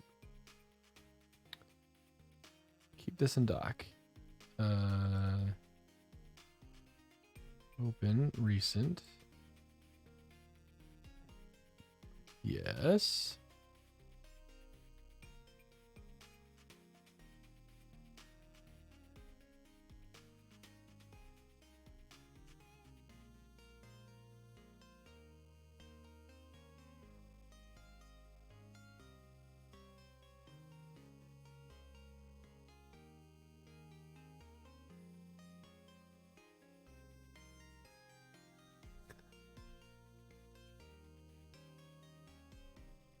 Okay, let's step through this. Clearly something is not working.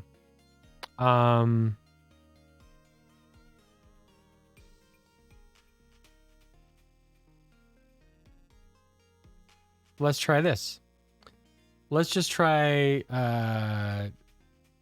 some weird one. Circle, offset, animating question mark is going to be 0. Otherwise, it's going to be width 100, height 100.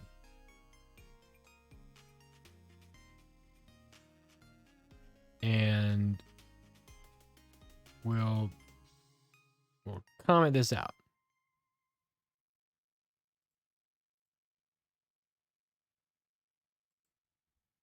Offset, animating. Oh, I forgot to do the animation. That's dumb. Whoops-a-daisy. There we go.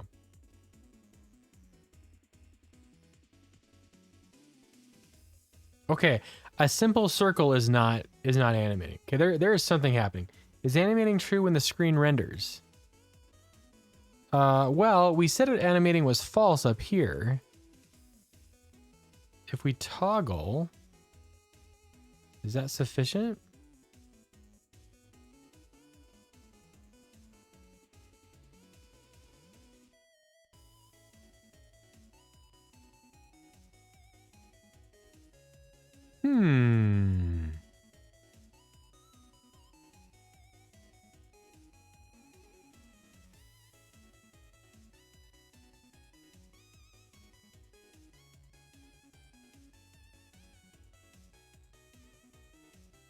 Will you look at that?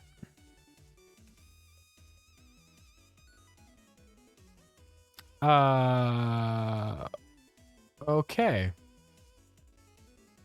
There you go. Use a deprecated animation method, I guess, which is just weird. Okay. Note.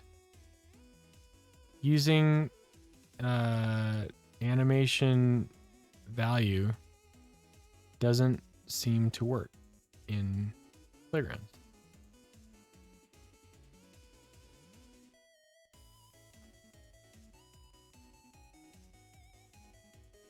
Some random time in the future. The weirdest thing in the world. Okay, now let's try you. Now clearly you're going to work, right? Because the circle worked. So you should work. There we go. But wait a minute. No. Hold on a second. Why?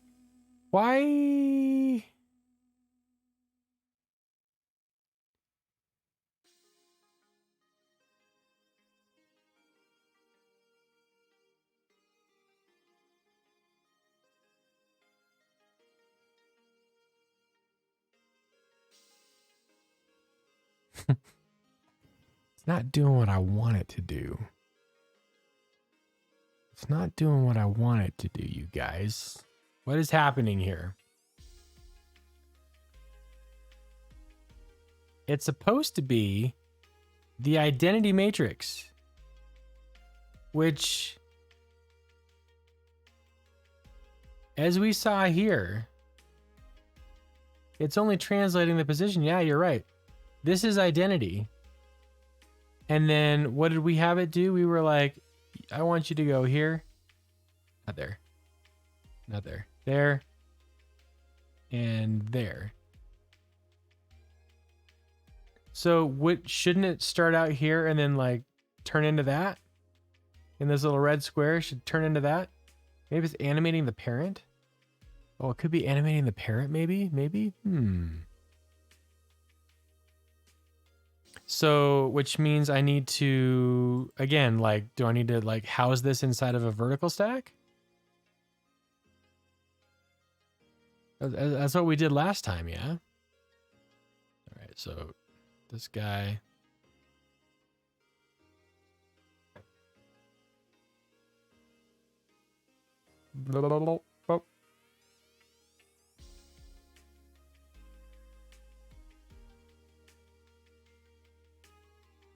Oh no.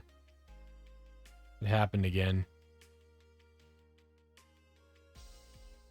How about in a Z stack?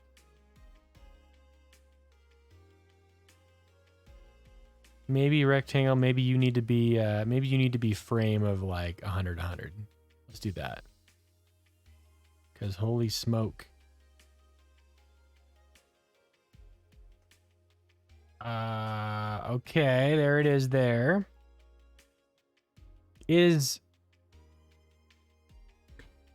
worked before.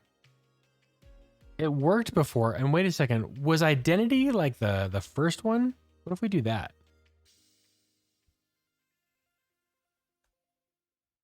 I know this seems crazy. But let's just see. Transform. Animating identity else this guy.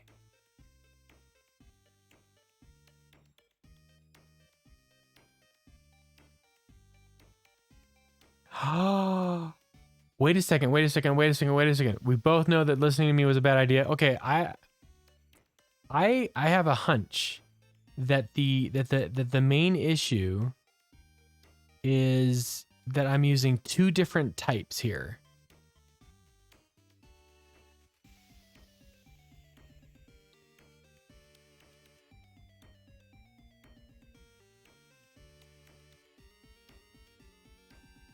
But that shouldn't be the issue.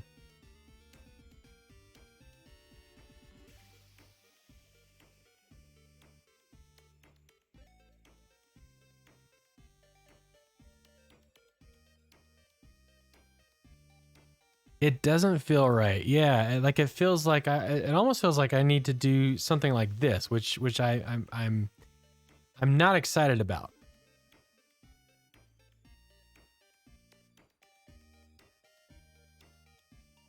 You know what I'm saying? That just seems...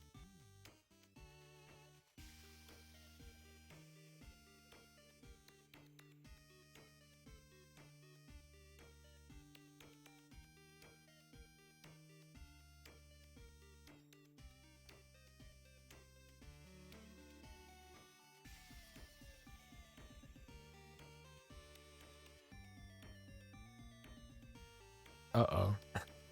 What was it? I just was just throwing some stuff together. It's 1. Wait, what is the identity matrix? The identity matrix is, oh shoot, I gotta go back. Hold on. Like if we keep this here, like would that resolve the issue? Okay, so go back to identity. Where are you? Okay, so this is the identity matrix right here. 1 0 0 1 0 0. Yeah, this is identity. So if identity is 1 0 0 1 0 0, and if I go back to animating, if I'm not animating, I'm 1 1 0 0 1 0 0. Yes, this is okay. But then the other guy, I was at here, which was, oh, A is always 1 no matter what, which is helpful.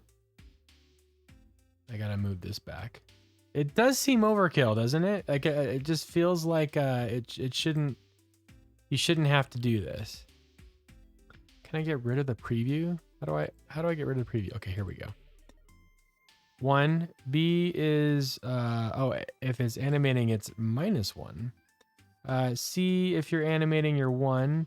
D, if you're animating, you're 1, which is always the case. 0, Y. Okay, so this should be it. This should be it. And delete preview and restart. Oh my god. What is happening? Is this one of those cases of like gimbal lock? Is that what they call it? Where you try to do something in 3 dimensions and like if you do a rotation too many times, it's a weird thing. Is that what it is? Hey Jojo, what's up? How you doing? At least it's moving again. That's true.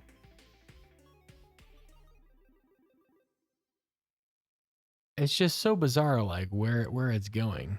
It doesn't make sense. Like the frame is 100 by 100. Like why is it way the heck over there? I'm very confused. In fact, let's give this a border. Just to give us a grounding. Okay, there we go. And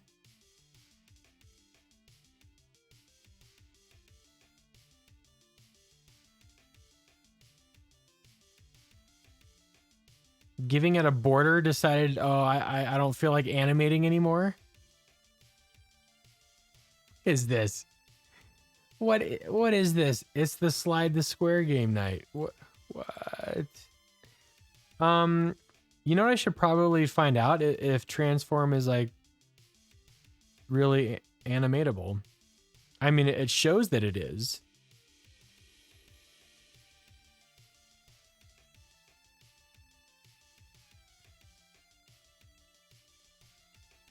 Oh, okay, we're crashing and burning here. What voodoo have I created? What have I done?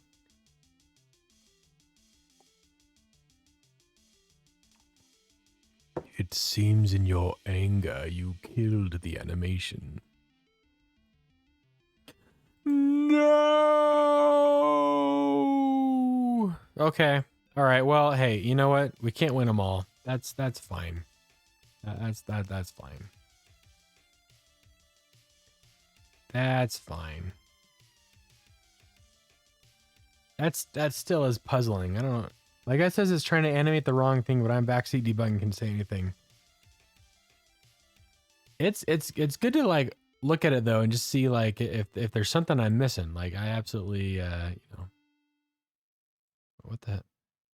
Sort by show the sidebar. There you are. How you been, Jojo? What's going on with you? I'm putting together some demos, and some of them are working great. Like this one is great.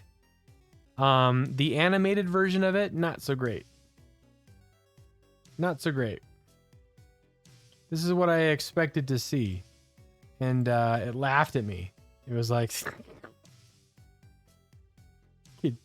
trying to read. Okay, so 100 100 versus 10. What if we just changed one dimension? Let's change one dimension and see if that's good. So 101 100 1 0 1 100.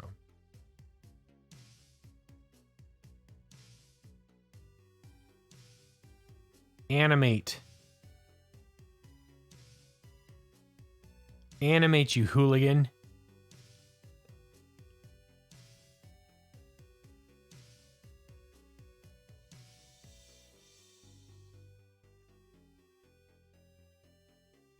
It's like frozen in its again, I'm saying animation, ease in, out, duration, repeat forever.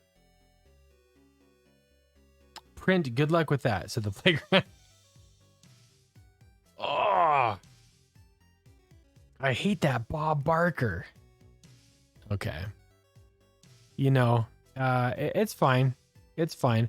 I am interested though in seeing if this actually would work in an actual Xcode project. Shall we see? Am I sure that the code is running? Not quite sure actually. I'm pressing the play button. Maybe it's not. Wouldn't that be embarrassing? Huh? What just happened? Maybe I don't know enough about Swift Playgrounds to give you an answer. Okay, here's what I'm going to do. Here's what I'm going to do, you guys. I'm going to...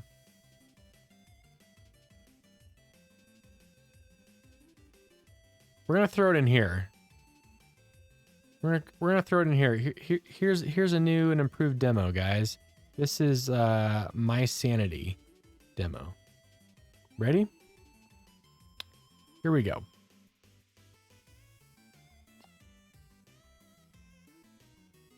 Xcode always fit.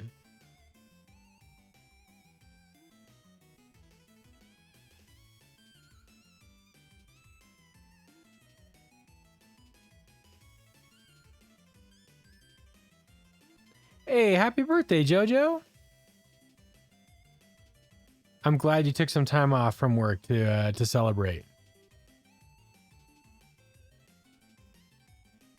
Oh gosh, just preparing the iPhone 7. This is what I was trying to get away from, you guys.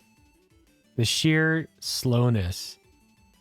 Now, the saving grace here is, check this out. Oh, finally.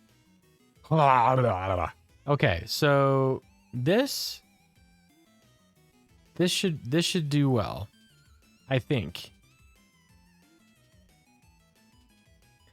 But let's see what the simulator has to say about this. Since it's iOS, well, no, SwiftUI, Swift Playgrounds was using iOS as well.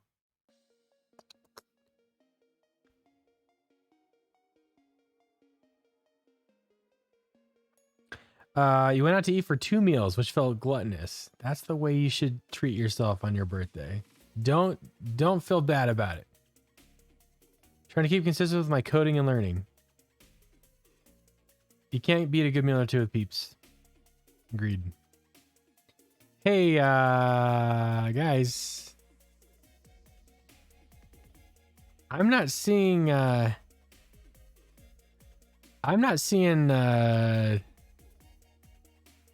this is not working. This is not working even in Xcode, guys. Let's take a look at this. We've got our animating equals false. We have a Z stack. We have a rectangle. We've applied a transform to it. A CG affine transform. Whether if it's animating, it's 1. Otherwise, it's 0. And the animation is in easy. Now duration 2. Repeat forever. Comma value animating. Frame border. Frame border. And then on appear. Let's do task. Let's do task.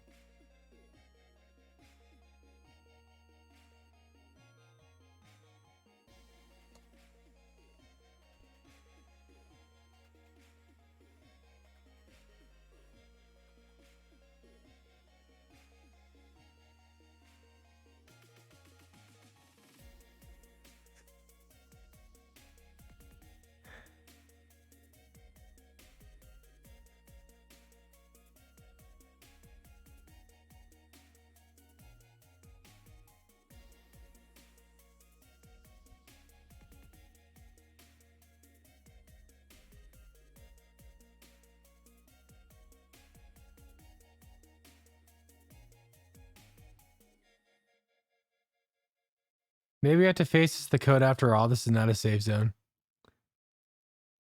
Don't feel bad. It's all downhill from a 30. Just nobody tells you. Everybody tells you. Yeah, it's an open secret. Yeah. So I was under the impression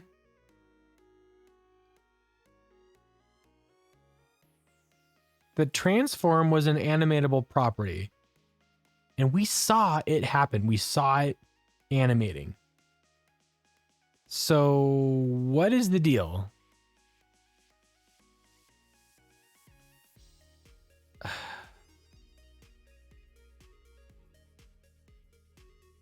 The border is what broke it in the playground, so try removing the border.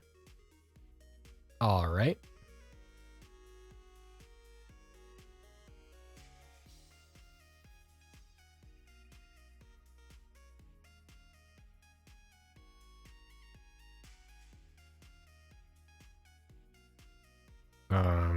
Friend.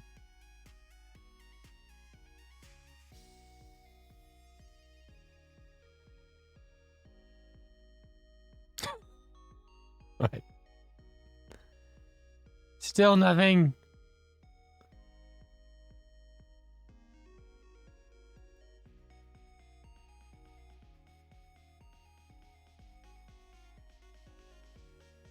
As if changing the shape would do anything. Okay. Let's try this thing again.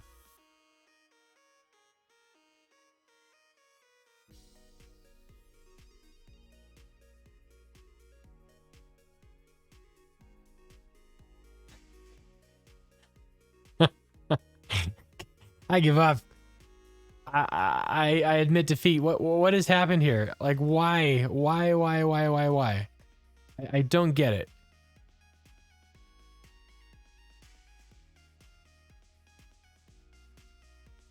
Let's try something else. Let's try let's try opacity animating. Question mark. 0.25 else 1.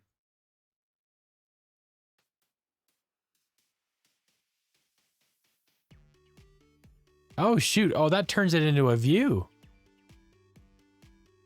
That turns it into a view. Animation is a view modifier. Animation is a view modifier, not a shape modifier. Wait, that still doesn't make sense. Scale. Really? Is that what this is all about?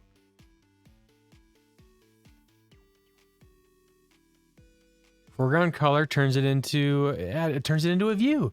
It turns it into a view. You guys, this is the reason. This is the reason because okay, this is why. We're animating a whole view and not the content in it. Yes. Yes, that is exactly what's happening. That is what's happening. Okay, now I get it. Now I get it. Essentially, I cannot animate the transform property because it returns a shape, not a view, and we cannot animate a shape. Which doesn't make sense because the animatable data is, wait a second. Wait a minute. Wait.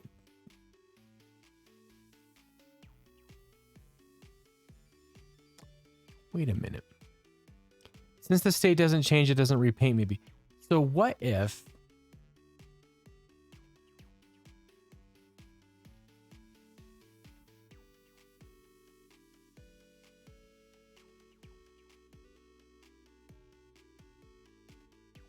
Yeah, since the state doesn't change, so if we are... Oh, is there a view modifier for a transform? Let's just see here. Transform. Transform effect. Applies an affine transformation. This view is rendered output. So this is it.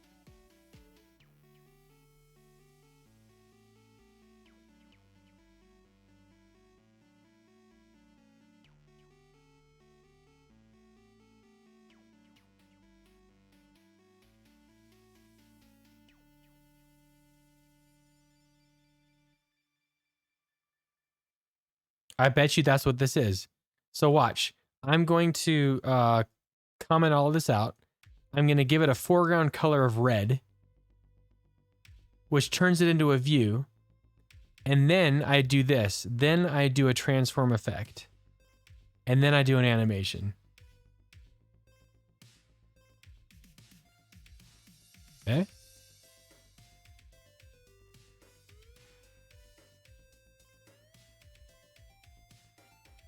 No? It still doesn't want to play?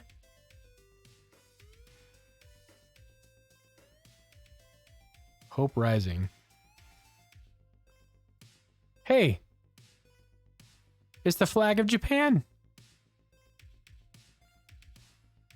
Foreground color red, transform effect, animating, identity, or this. Oh, you know what I need to do? I need to swap these. I need to swap these.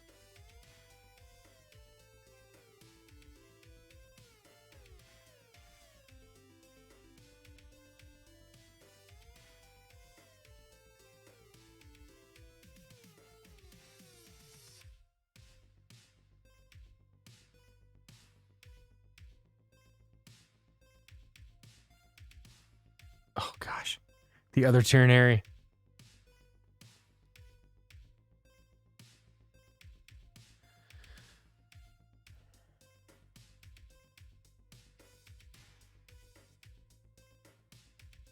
I feel like we're so close. Transform effect.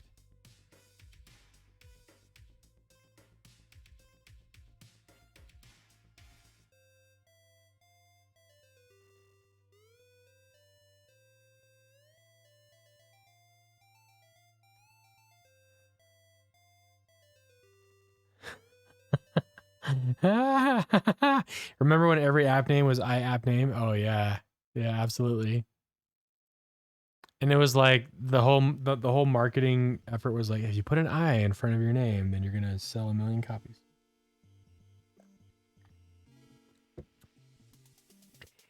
This is still an unresolved issue, guys. I have an idea. We're gonna do this and see if there's any animating happening.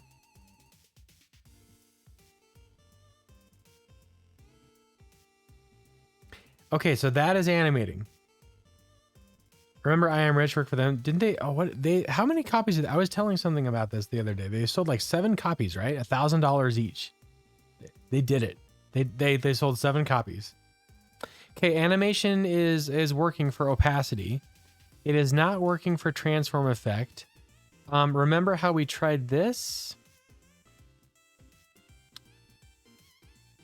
Transform effect, and then it was this whole thing.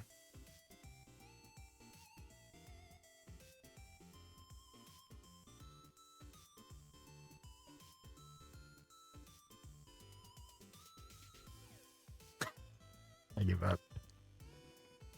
Transform effect, are you not animatable? What is SwiftUI what does Swift on tap say? Swift on tap.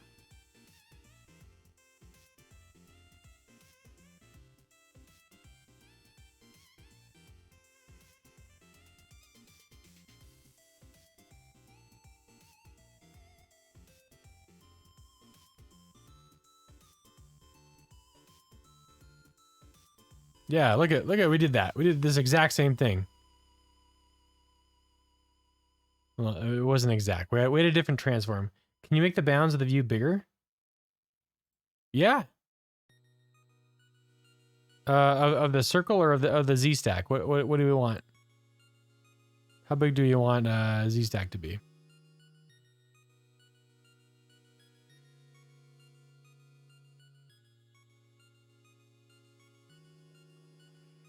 Let's make it triple.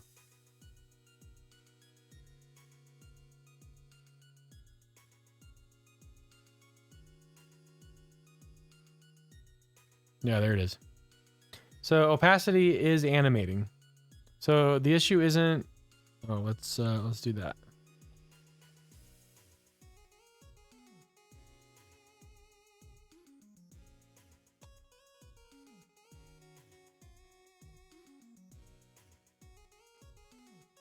Doctor, doctor.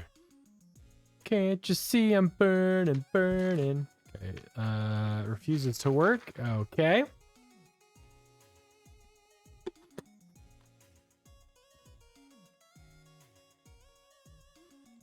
Get rid of some of this other stuff.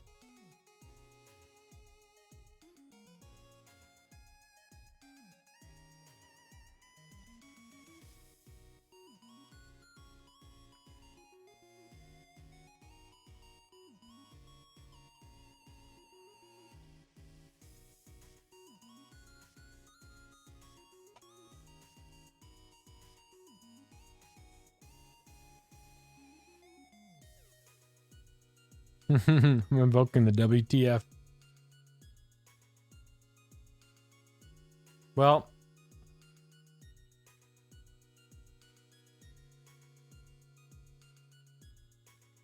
so here's what a trip is going to be. Watch this. It's going to be we're going to do rotation effect, animating.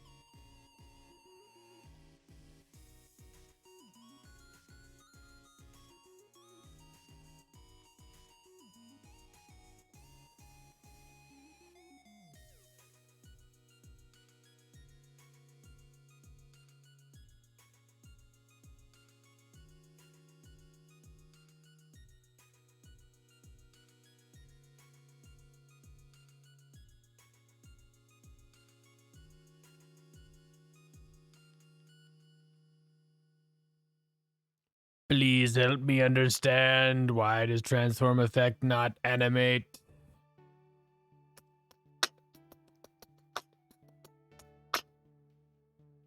Boo. Okay. I accept it, but I don't like it. Maybe I don't accept it. I mean, who knows? This could very well be a bug, for all I know. Everything else seems more than happy. Rotation effect, good. Scale effect, good. Offset, good. Transform effect, no. Okay, I'm done with that. We made our point. Well, fine. Be that way. Let's get back to my my app. Quit my app.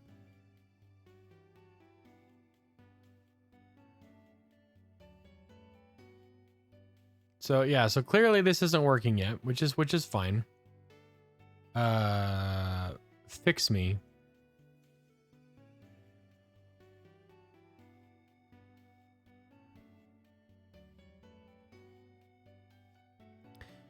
shape modifiers cannot be animated unless, I think there's a big unless here, unless we specify in animatable. I'm going to try one more thing. Back to jQuery we go. Screw you, SwiftUI. This is Swift 5.7. It is and it isn't. So like, so we're running on, not on Ventura. So like, because SwiftUI Playground on the Mac is running right now Monterey, we don't get the 5.7 features. I don't think. Maybe that's the reason. Yeah. I don't know. I'm gonna try something though. Let's try something. We're going to do, you know what? We're gonna make a custom shape. Let's make another directory, and this is great because this is kind of forcing me to. We're gonna do n-1. Custom shapes. This is kind of forcing me to be like, okay, I need a real world example of being able to, you know, this is going to be animatable. Yeah. So let's make a new struct. We're going to call this an animatable shape. And this is a shape. And oh,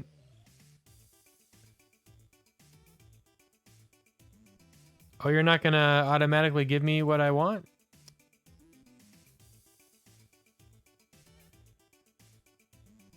Wait a second. Wait a second. Is animatable shape already a type? It's already a type, I think. Oh no. I think it's already typed. Oh, how embarrassing. Hold on. Let's go to developer documentation. Animatable shape. Just kidding, it's not. What are we talking about? It's not there. What the heck?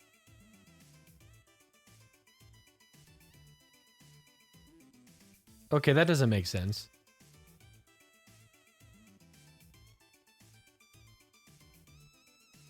Oh, because it's supposed to be path and rectangle.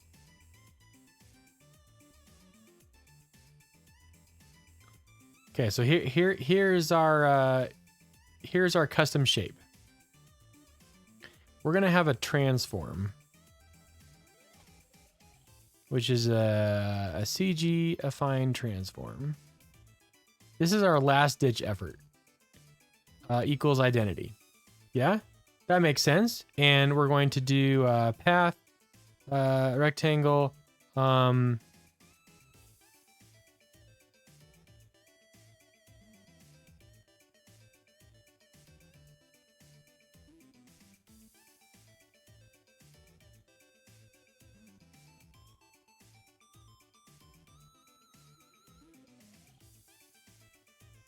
Does that work? Can I convert return expression of type transform? Oh yeah, I guess we can't.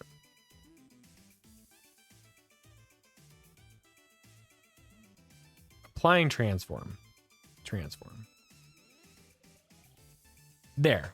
Okay. Now what we're going to do is we're going to create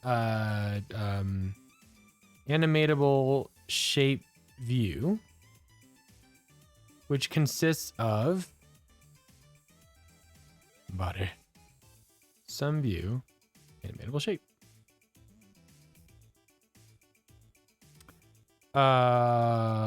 With a transform of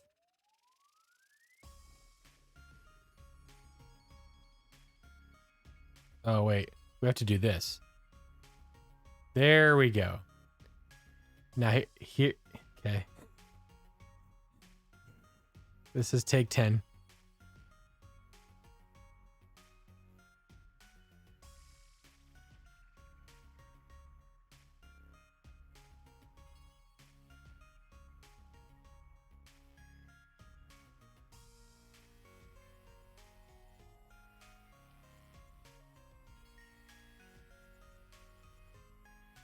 Animating. What was it again? Oh, flashbacks.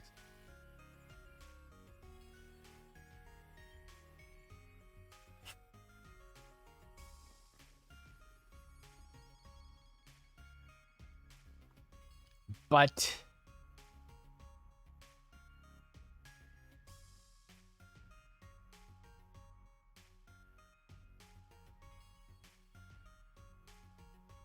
I've never seen someone cry on a stream, but tonight might happen. Well, apart from Coco Type and the hot sauce. Yeah, it's true. I could very well cry. Actually, I think I did cry on stream once when I was playing The Last of Us. Only briefly though.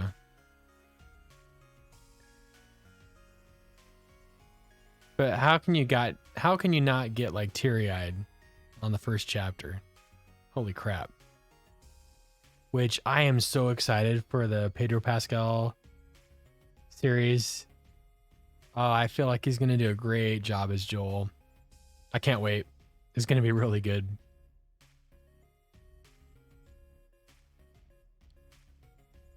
Okay. So as we know, this does nothing unless we provide an animatable data. The default animatable data property, because all shapes conform to animatable, their default is the empty animatable data. So what we need to do is we need to provide a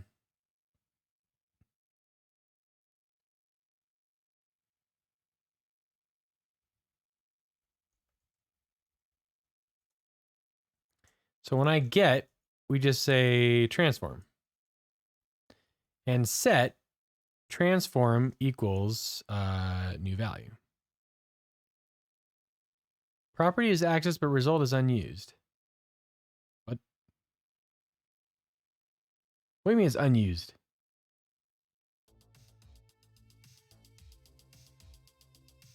Why is it unused? Good morning, Cocotype. How you doing? What is up? Hey, so you missed the last hour. We've been struggling with trying to animate an affine transform. Until it finally dawned on me that what I was doing was I was applying a shape modifier, which isn't guaranteed to animate, because the animate view modifier animates views, not shapes. Hot sauce gets brought up, Coco Type appears. That's funny.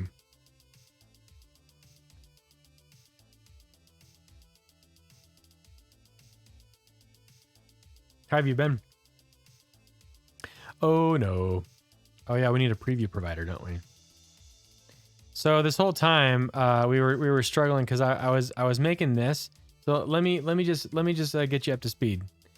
So our CG affine transform demo shows hold on.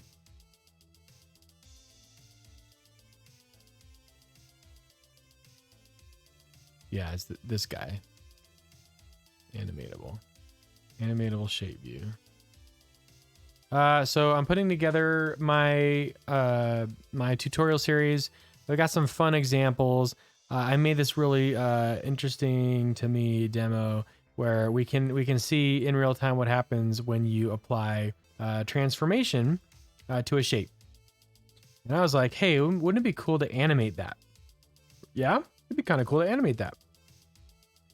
So then I went to animation transformation, and I tried animating on this. I didn't see like what was going on, but it would refuse. It would just sat there like this.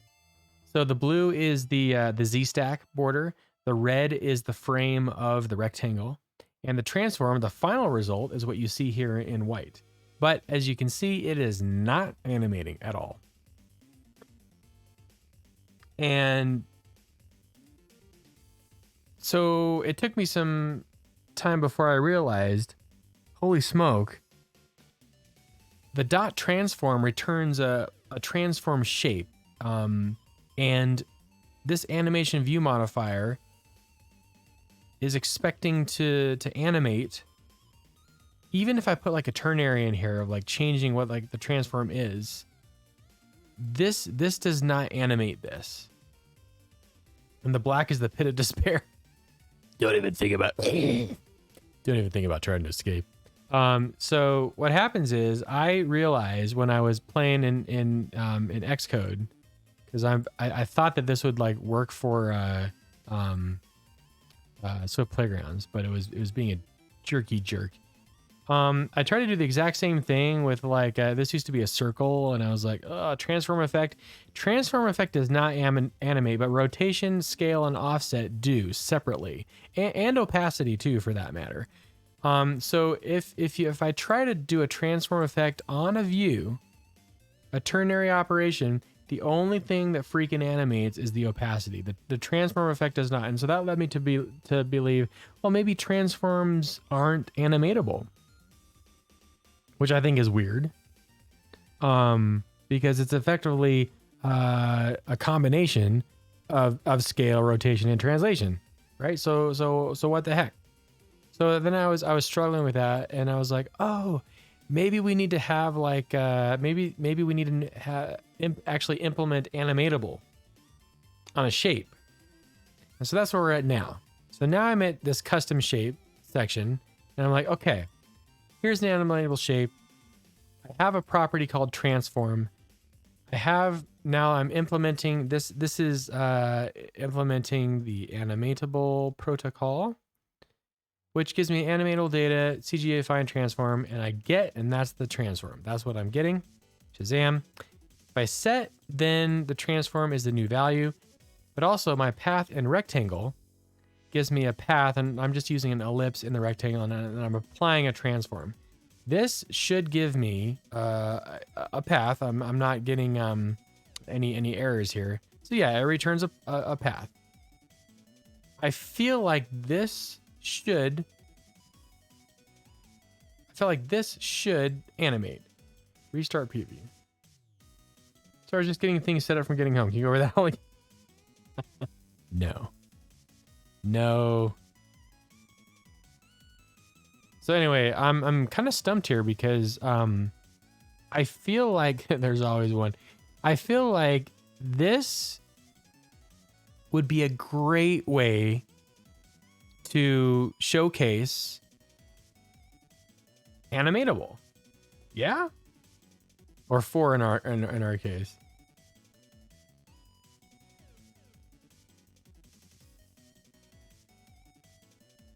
But why?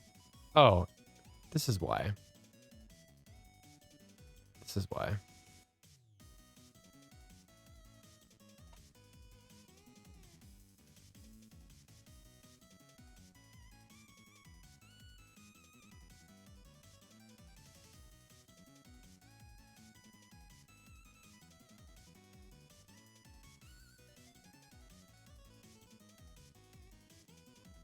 Oh, static method build block requires that animatable shape view conform to view.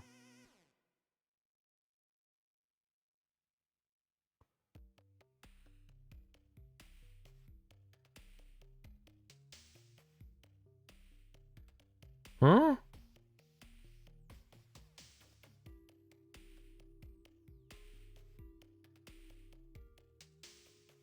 What?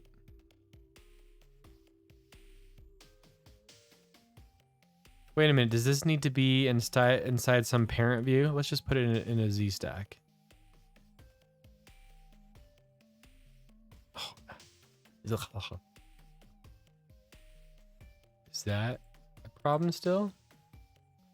Static method build block requires an animatable shape view conform to view. Oh. Okay.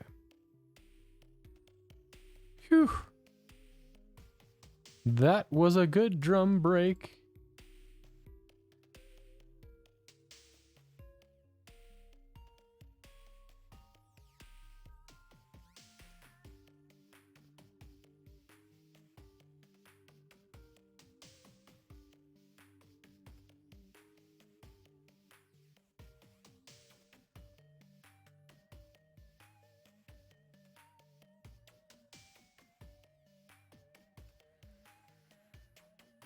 Same issue.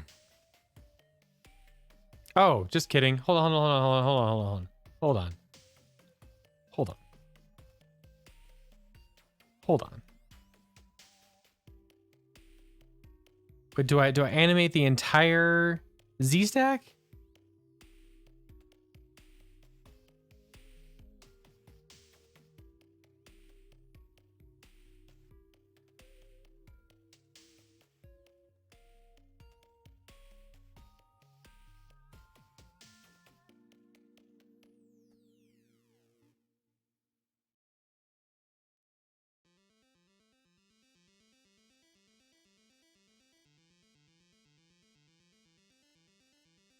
Jojo, have a good night. Thanks for chilling. What the heck? Why? Animatable shape. What if I did this? Foreground.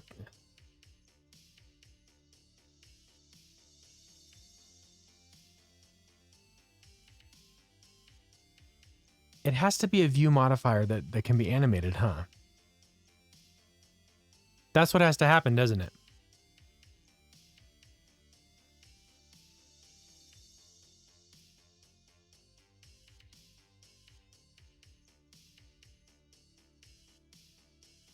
Transform. Apply transform? Apply, no. Transformation? No. Maybe time for a view modifier extension somehow. Straws permanent clutch. Oh gosh. Okay, guys, can we do this? Can we do this? I feel like we can do it. I feel like we must do it. This right here is what I feel should have worked. I have a public property here. The path applies the transform. The animatable data is the transform. All of these values allow for floating point operations. Yes? Yes? Okay, okay, what about this? Well, let's see. What if I did something like this? What if I just said, fine, it's just going to be transform.c. Transform.c equals new value. What if I do that? What if I do that? Is that holy crap.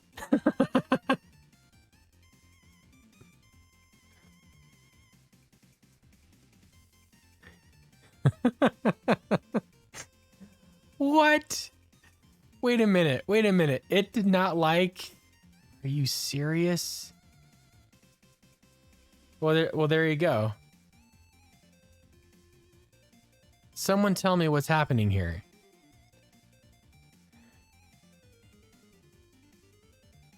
Common Sense 0, SwiftUI 1. I feel so defeated. Like, does this even do anything? I guess it does, huh?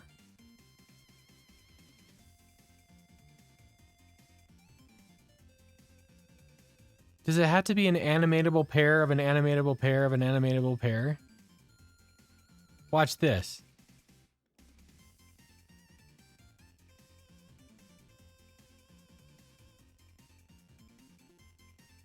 Wait, is that how it works? Animatable pair double get transform.a transform.b transform.a transform.b equals new value. Can you do that?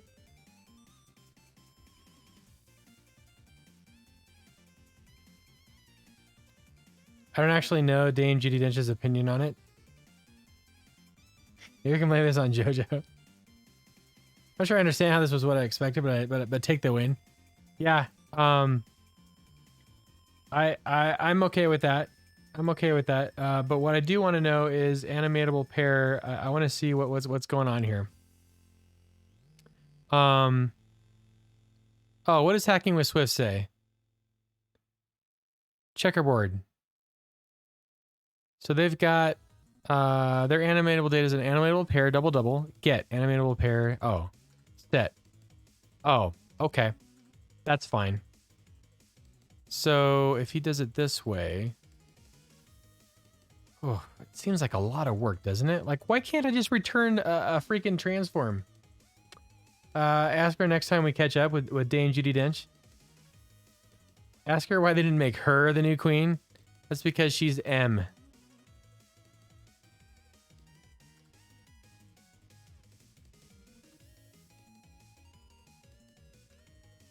Okay, so I have to do this. Animatable pair. This seems excessive to me.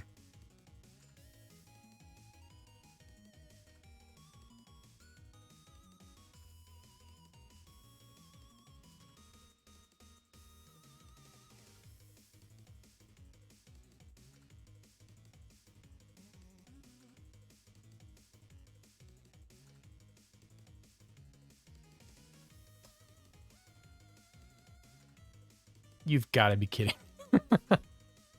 You've got to be kidding me.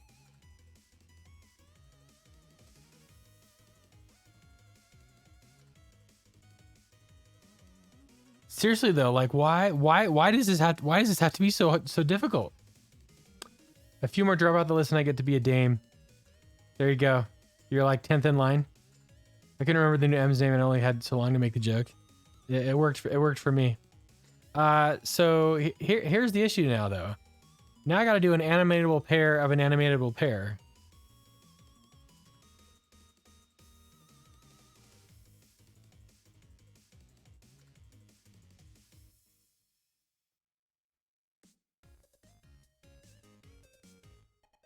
Okay, so let's keep on reading. So basically, so Paul is saying the animatable data property for SwiftUI's own edge insets type happens to be an animatable pair of a CG float and an animatable pair also of a CG float and animatable pair of CG float.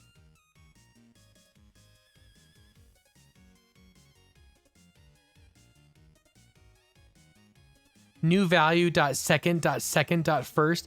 I'm not going to claim this is the most elegant of solutions, but I hope you can understand why it exists. Okay, please help me understand why.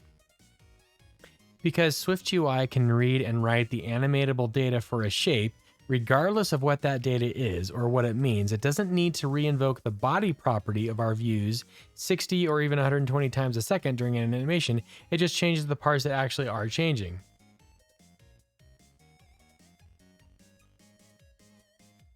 Ray Fiennes, Voldemort, yep, animatable pair.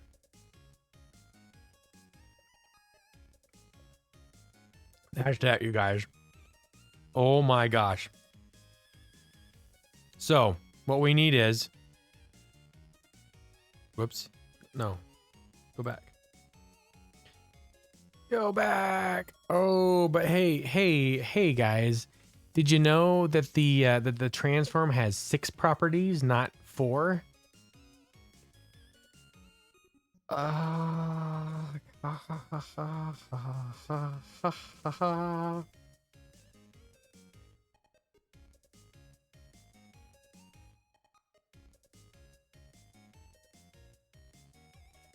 So I have to do this. I have to do...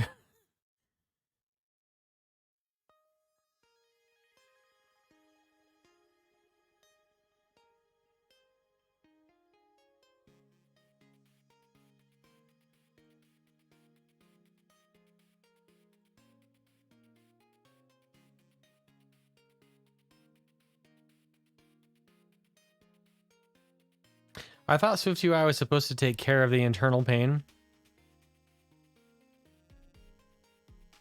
That's what I thought too. But this is pain. Life is pain, Highness. Ugh. Ugh. That sucks. That sucks. That sucks big time. It really does. Comma. You. I'm pretty sure that Is that right? Yes. That is some ugly looking code. That is lame. This sucks. This is not a good example for a beginner coming into SwiftUI. They're gonna look at this and they're gonna be like, why do I even bother? This is garbage. And yes, I agree, this is garbage. Why can't I just return a CG affine transform, which I know has six possible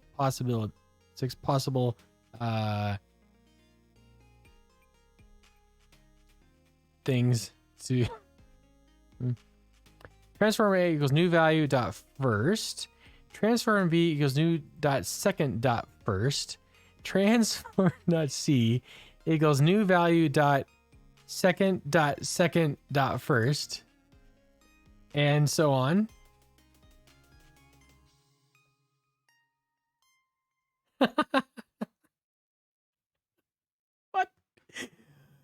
What? Eater's elbow for Bond. Just saying. Yeah, I'm here for it.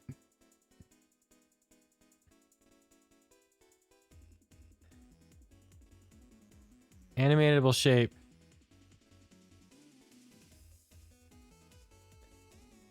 Ugh, golly, you guys. That is painful. That really sucks. But hey, them's the breaks. When you're dealing with hopefully they fix this, because that just sucks so bad. Now, let's not do ellipse and rectangle. Let's do something fun. You guys ready for this?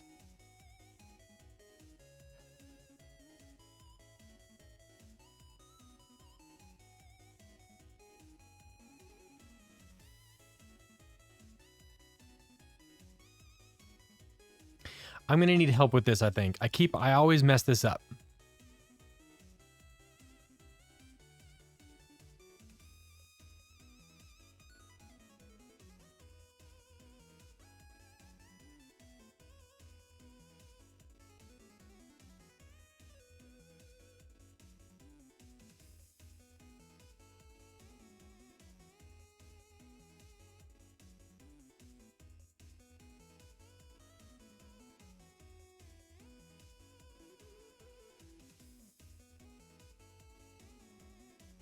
I think now we're seeing the very definition of SwiftUI is still in development. Yeah, I agree. Okay, so here we go, guys. Hey, look at us. Look at us. Okay, so now what we have is we have a rectangle. We can have any shape, and here we go. This is what I was waiting for. So I have maybe I give it a frame, a width of let's go 100, height of 100. Right? Okay, so here's my square, and now I'm rotating.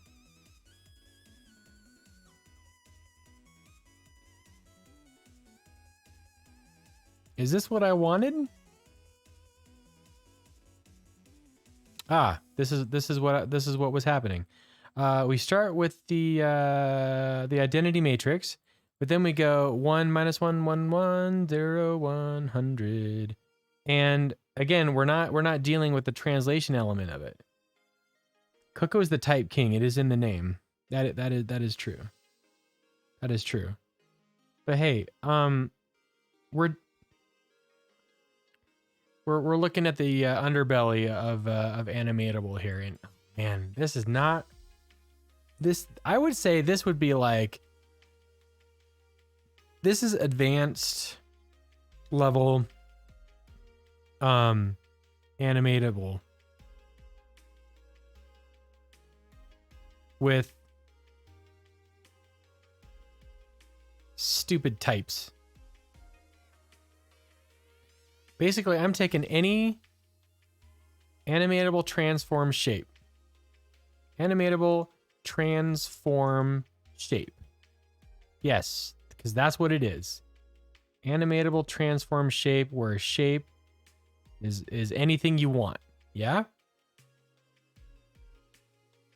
That's essentially what this is. This type is quickly becoming something that you should be able to use for anything. for any type of a transformation. Now, this isn't something that you would normally do.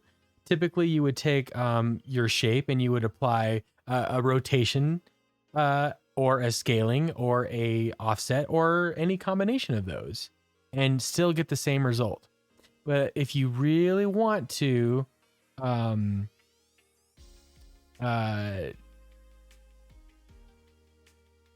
have to do one, then have I got the shape for you. I deleted my Simpsons times Swift type suite. Wait, what? What is this?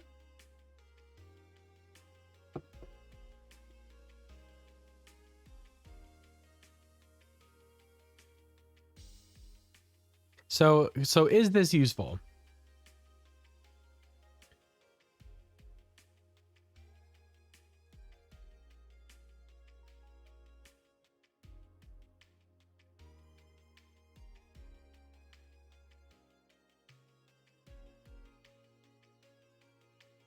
Wait a minute. Wait a minute. Hold on a second. Wait a minute. The identity matrix is supposed to mean that this white square should be fitting inside this red rectangle. What is happening here? What is happening here? Wait, do I need to throw this? Oh, do I need to do this?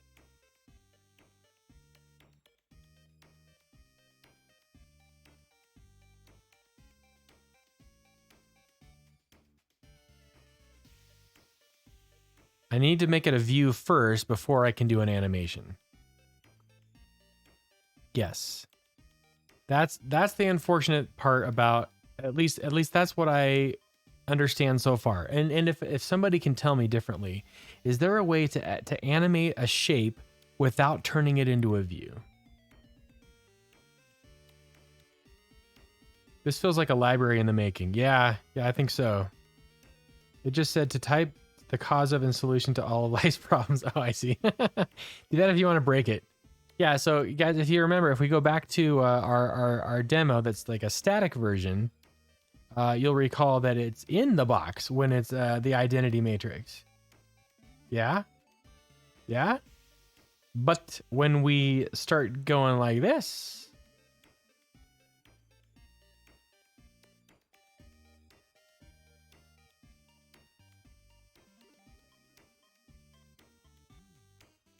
oh, you know what? I think we might have an issue here.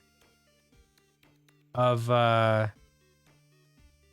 think we might have an issue of perhaps the coordinate system between Core Graphics and SwiftUI. Guessing no at this point. You're asking us. You're the wizard. Man, I feel like Radagast, not Gandalf. I feel like I'm just bumbling around with the forest animals at this point. I don't know what.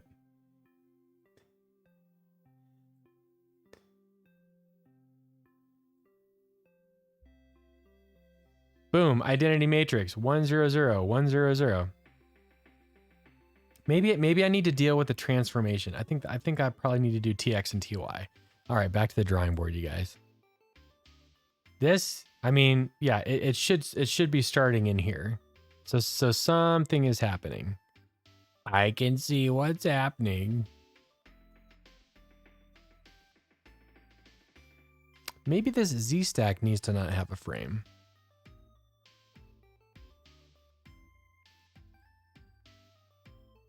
Delete the data. At least you got a name. Kapal Swift is one of the blue wizards.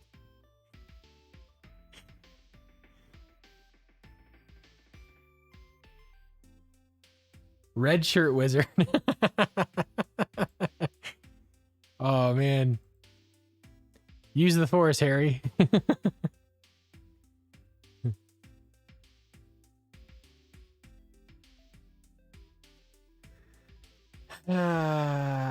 Something's happening. What do you guys think it could be? Here's our basic level. We have a shape and we just say, hey, shape, give me your path in the rectangle and just apply some transform. Yeah? Und. Ooh, what if we did this? What does identity look like?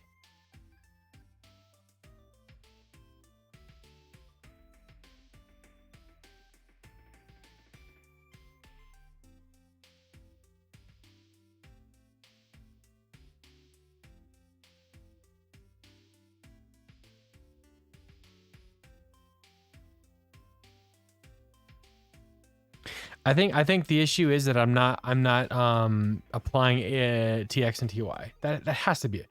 Hey, I'm in the credits. Background wizard number 27. That'd be a pretty sweet gig.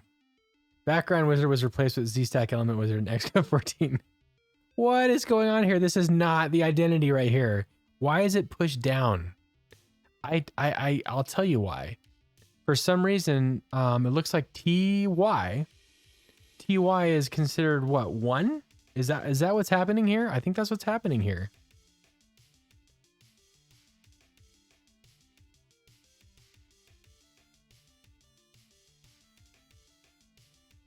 No, this is what's happening here. I made it 100. That's what's happening here. Now it's going to identity. But if it's going to identity now, why does that happen?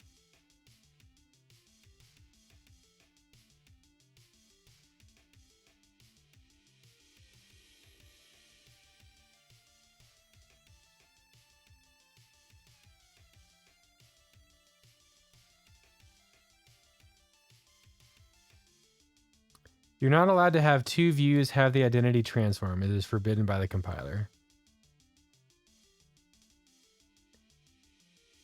Yes. I'm just ignoring you guys now. Just kidding.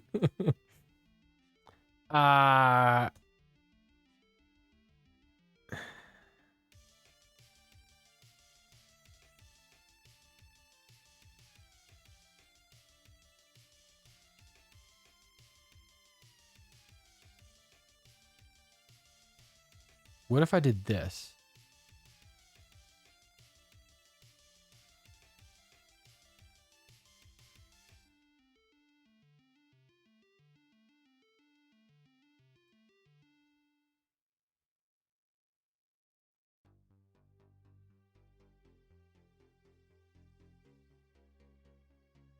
Okay. So yes. Okay. Buckle up. We're about to do 6 inputs.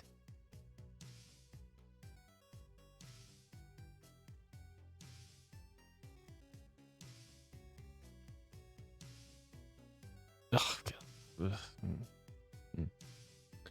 Is it easier to do it this way? Or just suck it up and just copy and paste again? 5, 6. That is unreadable. Try adding a semicolon. Xcode always seems to want me to do that to everything. Norton SwiftLock 360. Oh no. Wait, oh, it's this. Animatable pair 1, animatable pair 2, animatable pair 3, animatable pair 4, animatable pair 5, and then 6.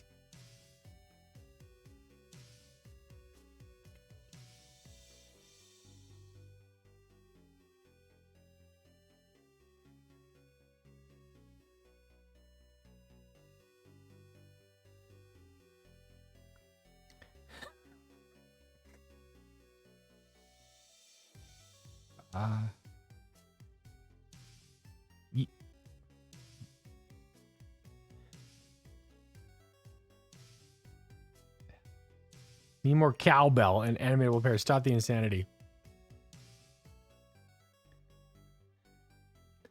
I got a fever. And the only prescription.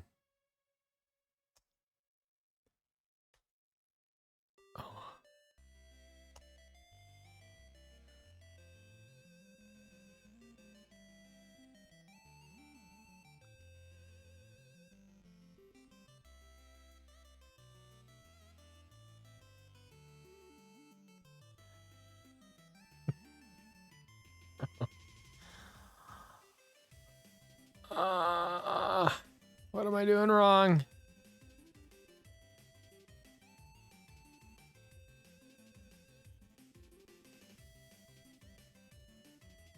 That should be it, right? Questions horse. Hello, hello. For loop all the pairs and see how the CPU likes that. Take that M1 chip. Except I don't have an M1 chip. Compile Swift. I'm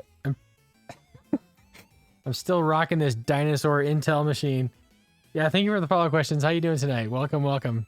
We're deciding to, you know, torture ourselves by implementing animatable data with six arguments. Well, now you're one sub closer to M1. I appreciate that. In due time, it will happen. I cannot assign value of type. Oh gosh. Here we go. You guys ready for this? Second first. Second first. Second first.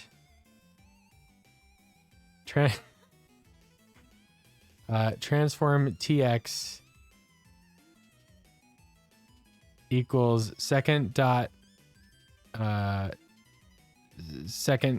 first, and then the final one should be it. Yeah, second is TY. Hey, I'm seeing something. Who's on first? Hey, there is something going on.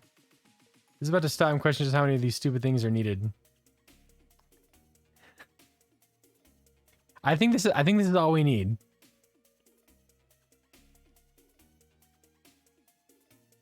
It is madness, you guys. It is madness. Animatable transform shape. In fact, it needs to be. I need to define it. Animatable CG.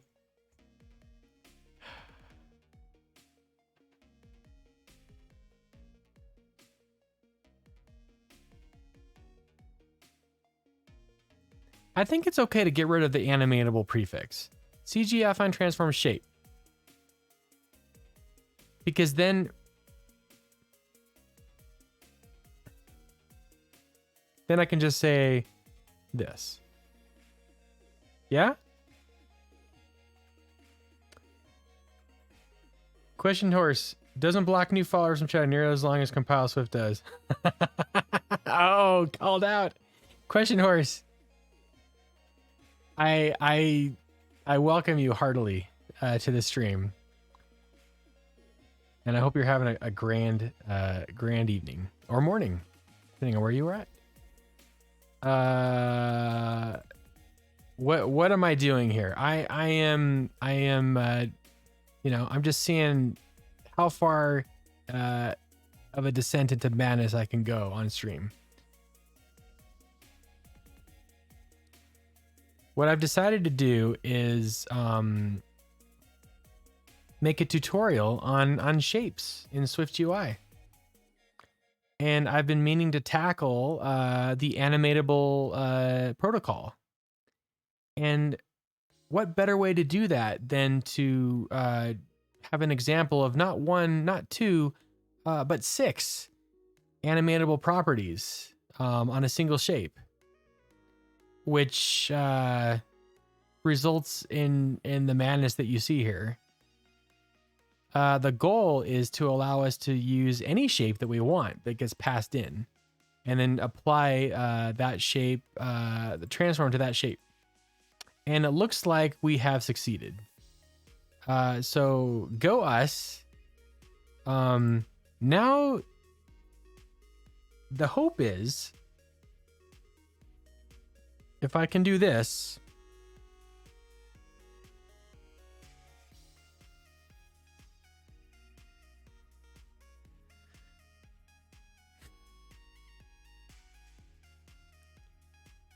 this is tears of joy, guys. It actually worked. It finally worked. Oh my gosh, my golly.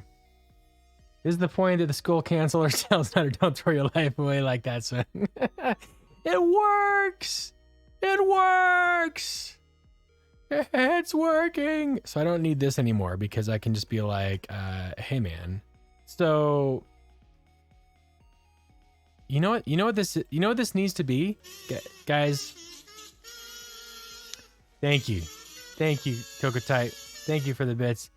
A kazoo, yes. Huzzah to everyone involved. Thank you so much for helping me, guys, work this out. This was a freaking nightmare. It was a nightmare. It really was. I couldn't believe that. Wow. So maybe I don't need a frame because I can just be like, because this view shouldn't be given a frame, yeah.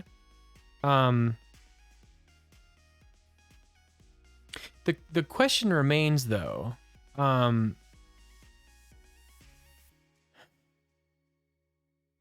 I've forced this to become a view in order to use animation view modifiers. Is there a way to do this and keep it as a shape? I really don't think we did anything. Hey, moral support, you can't discount that, you guys. I was telling someone at work today the concept of rubber ducking. She's on the design team, and she thought it was brilliant. She's like, oh, okay, now I see. I see people that have those on their desks. I was wondering what that was. I feel we're as helpful as the minions are to crew. Nah, don't sell yourself short. This is it. This is it. Okay, so. Okay, what's happening here? Now it's not working. What did I do? I broke it. What just happened here? Oh no. Oh no. Oh no. Hold on. Let's go back. Let's go back. Let's go back. Let's go back. Let's go back. Let's go back. Let's go back.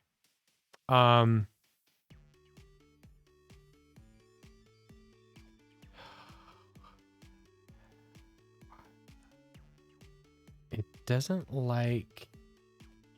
Oh.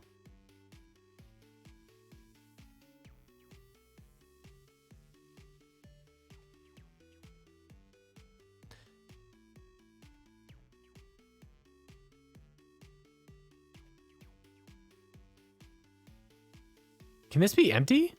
It can. Wait, what the heck?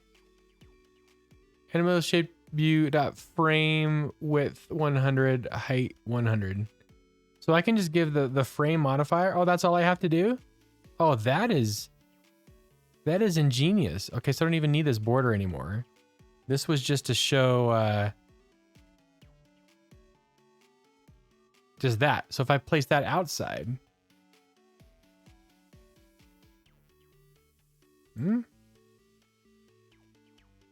No, that screwed it up. That screwed it up. Why did that stop working?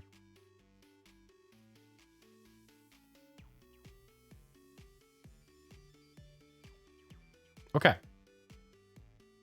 I'm just trying to decouple all of the things that we had inside here. So now what we get to do is var transform.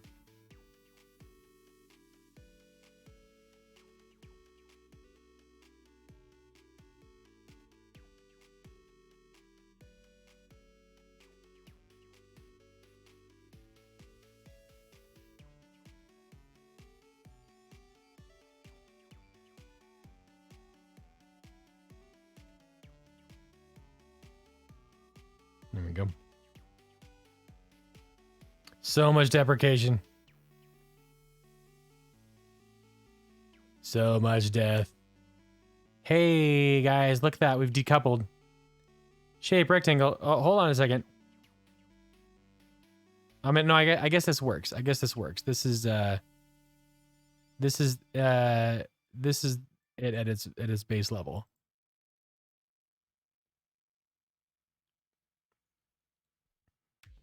Now,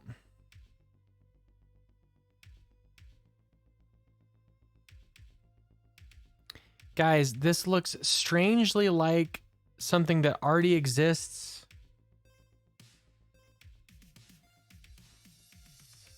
This looks strangely like something that already exists. Have we just re-implemented transformed shape? Have we just re-implemented transform shape? Oh my gosh. Have we just re-implemented? Oh. This. Transformed shape. You've got to be kidding me. All this effort and it was already there. No. No, no, no, no, no. Is this how democracy ends? With thunderous applause? God, no. No, no, no.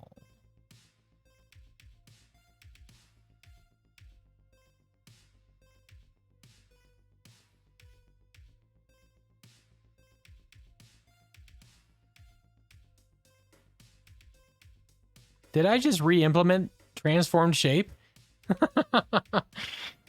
But in a more codey way. I just re-implemented this thing. You have got to be kidding me.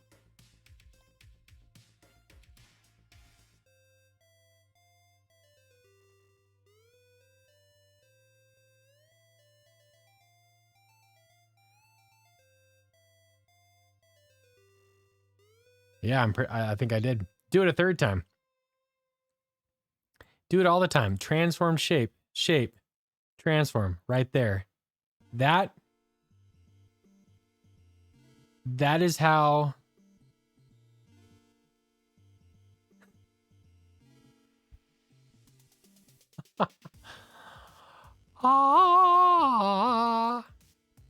Hey, want to reinvent the wheel? Come on over.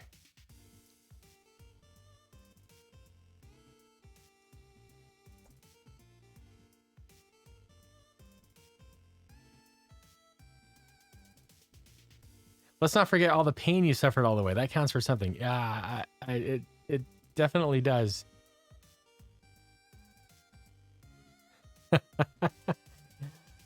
La la la la. Okay, so here's what we do. This is what we do.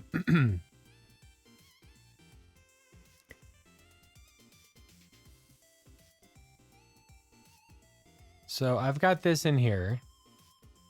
I just want to see if this does what I think it's going to do. Foreground color. Wait. Oh, we can actually do this side by side. Let's not muddy it up here. Let's do this. I'm gonna bring it in over here, and I'm going to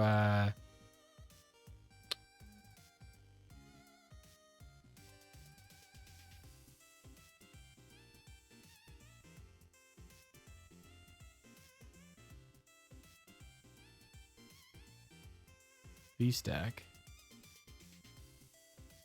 And then I'm also going to have a transformed shape.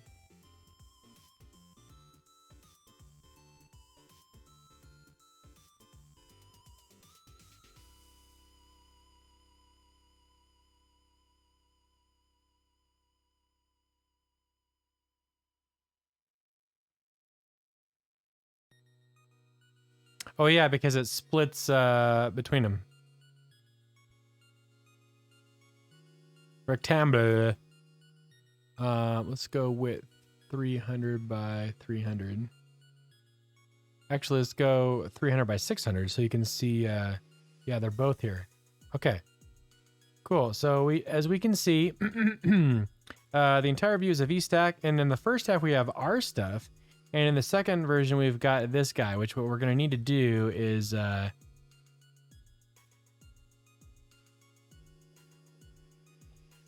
going to do this.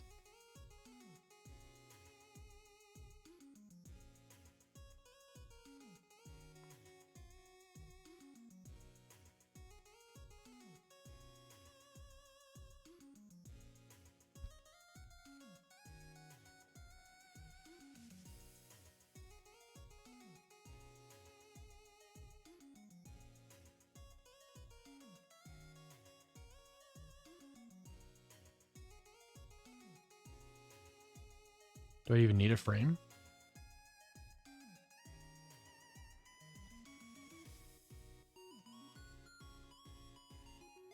This is still working.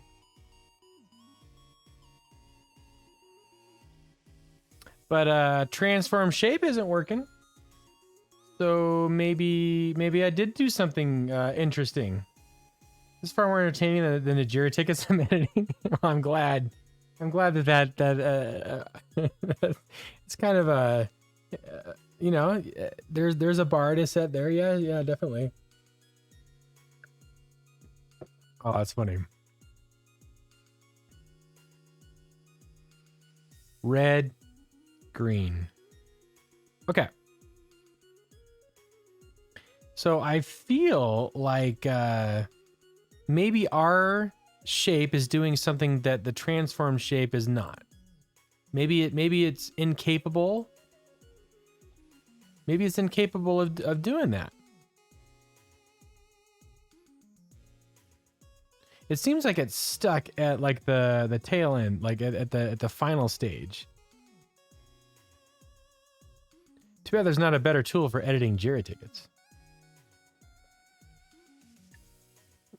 Someone should get on that. I'm convinced that like the way to make money nowadays is to get into tools, to make things easier for people to do work. Like that's where the money is. And then like any other project is a passion project.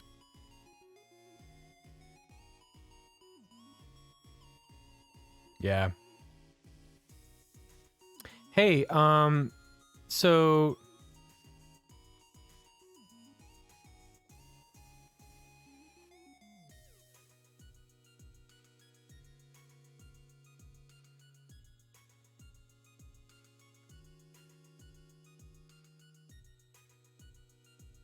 I think we might have something here, guys. I think unless I'm missing something, can anybody see? Can anybody see what might be the issue here? Like why this will not work? This doesn't seem to want to animate. People call me a tool all the time and never give me money. Yeah, we should figure out what's going on with that, Cocotype.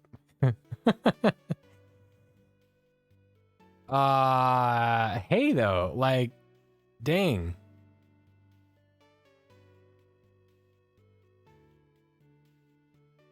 As far as I can tell, this is okay. Now here's what we're gonna do. Watch this. We're gonna copy this whole thing, and we're gonna go back to our Swift project. Swift the project. And I'm just gonna do this because this didn't work. It was a failure. And I'm just gonna replace it with this. So we don't have to apply this separately to everything you want to animate. Will you look at that? Transform shape will not animate. It will not animate.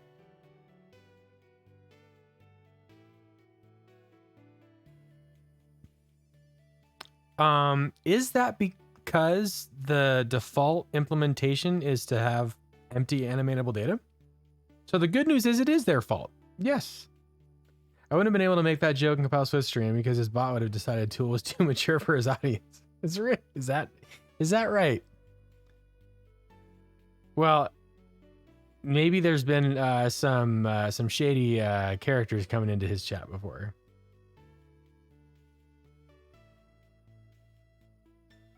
Hey, I'm feeling good about this, guys. I love that I made Cocotype a moderator and I still argue with him.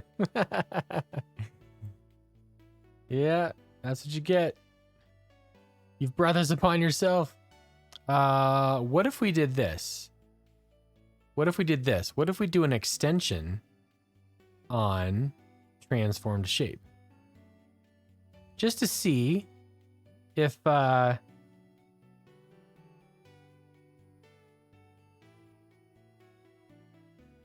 and I'm just gonna grab this.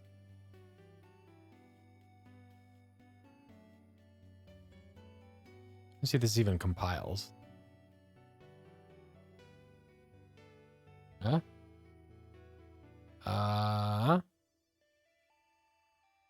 Because wait, we need to actually see what transform shape. Uh-oh. It's not. Doesn't want to. Eh? It doesn't want to allow me to scroll all the way down. It's not letting me scroll down. Okay, just kidding. Oh yeah, that was kind of strange. Okay. Save. And oh, what does this say?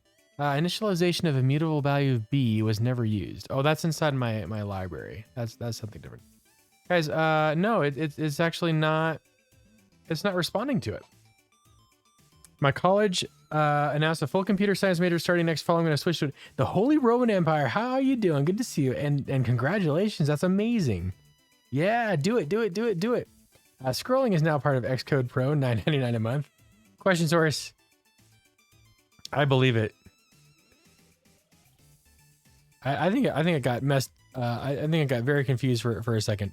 So extension transform shape. So again, let's go to the help here. So transform shape. Let's take a look at the reference. It has a property called transform. And would you look at that? The animatable data is transform shape content.animatable data, the data to animate. So if that's the case, then why does the transformed shape not animate? Is that because it's waiting to see what the rectangle is going to do to animate?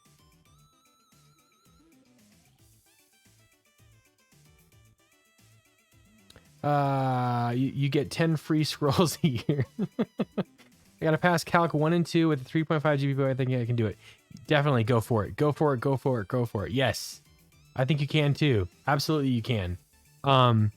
Hey, when I decided to switch my major in college to physics from theater, all those math classes that I thought I had left behind, like light years, like I ended up having to take summer courses to catch up. Calculus. Yes, calculus 1 and 2. I had to take linear algebra. I had to take ODEs, and it sucked, man. I was so out of my element. Like I did pretty well in high school with that stuff, but you know, just like, you know, if you don't use your muscles, they atrophy, right? Man, it was a struggle, and doing it in a condensed period of time too. But yeah, like I trudged through it, and it freaking sucked, man. But I had a reason for doing it, and eventually made it in to grad school to study more, you know, the science of sound, and that was so much fun. You should totally do it. Being a former theater major explains so much, though. Whatever gave you that idea? But did teaching the drama that all developers need to have. Yeah, that's true. I think that we're an interesting bunch. It's very difficult to categorize engineers.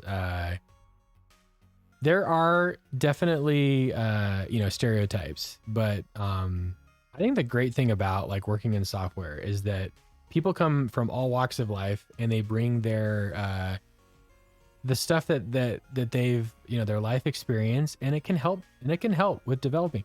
People solve problems differently, people communicate differently, and you know, unless you're working in a siloed environment, like you pretty much have to interact with others to get anything done, really.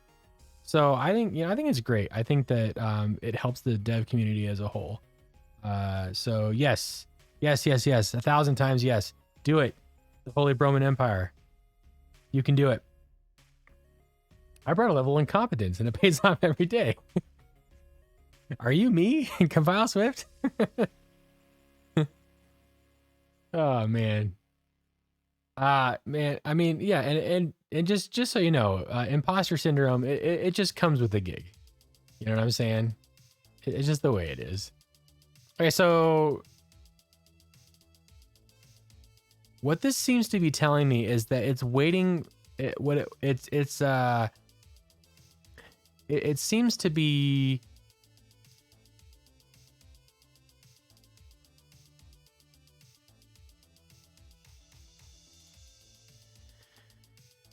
seems to be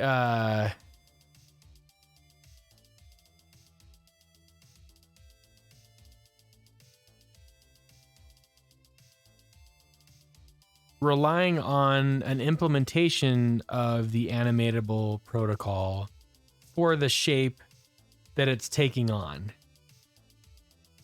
That's the only thing I can think of that why it would do it this way. Because the fact that it says, oh, this is a transformed shape with whatever content I have, dot animatable data. Otherwise, like, so it seems like it's totally ignoring this right here. Extension transform shape where content is equals what? Rectangle? Does that work? No, I thought it might, but no, it didn't work. For April Fools, you have to write all your code in iambic pentameter to twinkle in their spheres till they return. And we are confident it is not one of those situations where the parent view overrides it.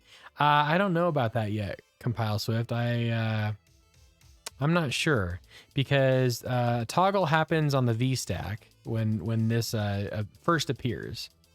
And the fact that this guy is chilling here and he's working, this guy is chilling here and he's working. So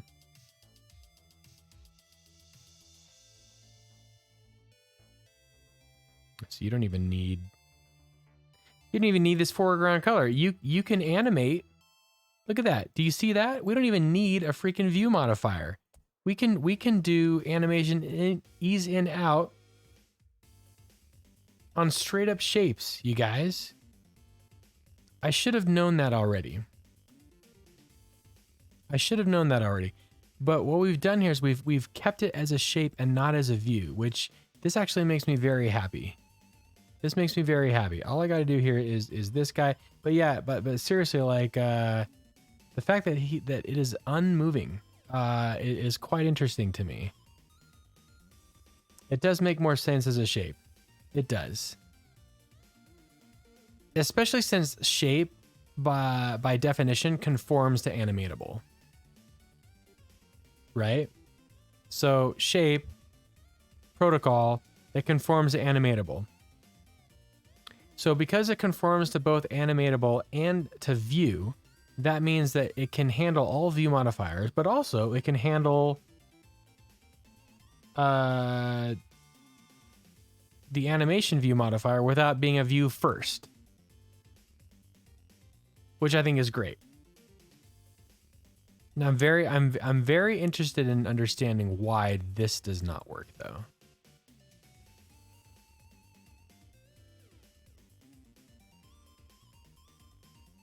What if we did this? Oh, you guys ready for this?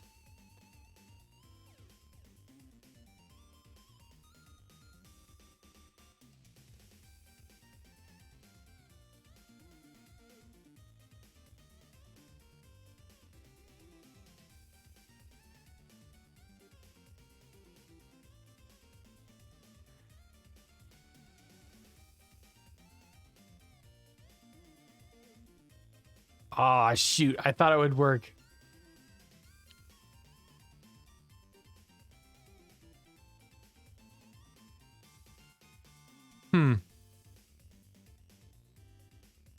But now I can call this whatever I want, yeah? I can say, hey, you're a circle. Are you at least going to be drawn as a circle? Yeah, you're at least drawn as a circle. And you're shifting to the end transform.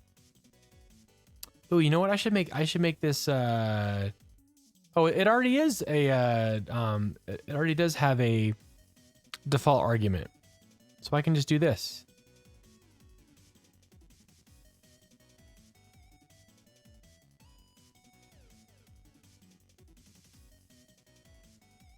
If you really want to confuse it, add a view in the shape and watch it go boom. I'm honestly never ready for anything. Yeah, that... I can relate to that.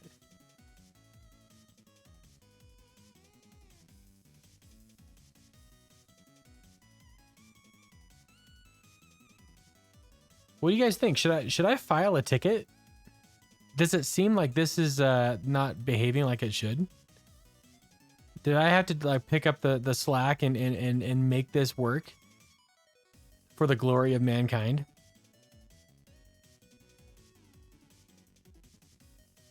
Oh, it's so ugly looking. Did you try removing the first animation to see if the second kicked in? Oh, I didn't try that. Let's do that. Okay, here we go. Ready?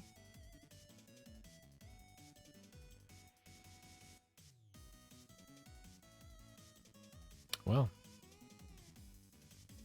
there's your answer. Unfortunately, it is dead in the water, transform shape. It refuses to animate. I wonder if it needs to be first. Let's try this. Let's try taking it out, doing that, and doing that. Oh, but also, let's go back to just this.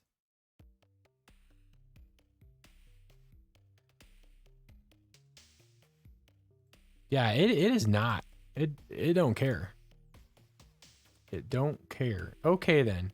Okay, so I feel like yeah, I feel like I could submit a bug ticket for this.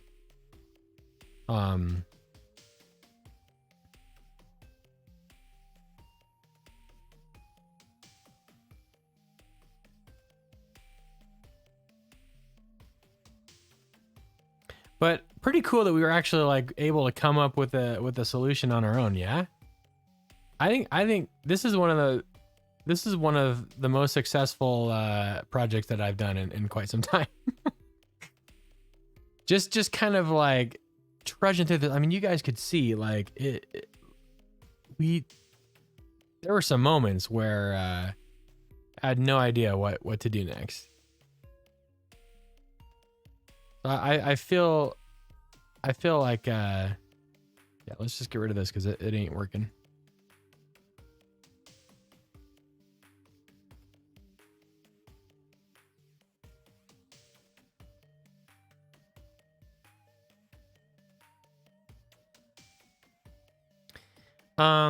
I don't like the way that this is made. I feel like I'm gonna have to like... Okay, if this were your code, I have a question for you. Would you break it out into lines like this, or would you like put everything on a single line and just bite the bullet and just make it be like, you know what I mean? Like if we take a look at again Paul's example on edge insets.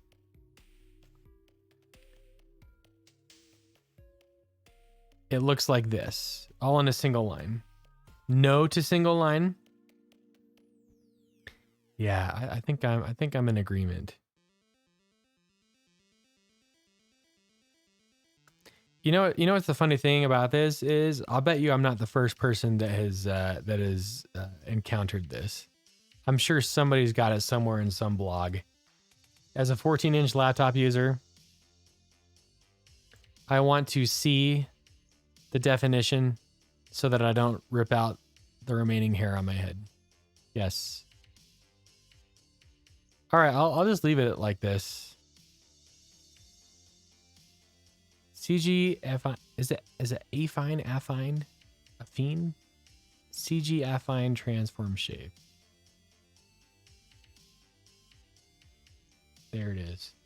Fair enough. Yes, a single line, but admittedly, it's mostly just to be contrary to compile Swift.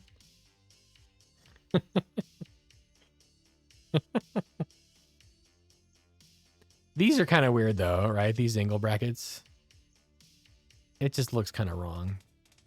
But then again, we got Pyramid of Doom. Here's the issue. If this were my source code in an Xcode project, I would do 2 space tabs. I've pointed this out already like a dozen times today, but I do not like the default 4 space tabs for SwiftUI. I just feel it's too much.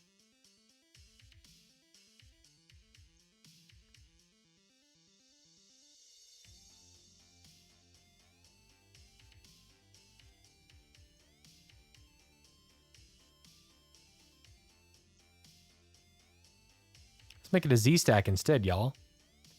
Y'all ready for this?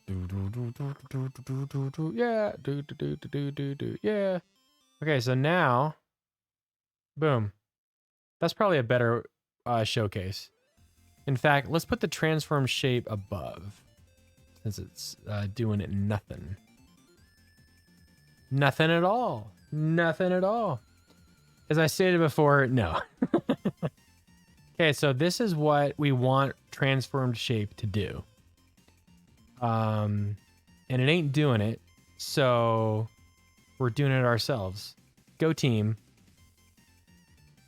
Why in the world do you want to do this, Nutter? Well, let me share with you some interesting projects that we have put together on this stream.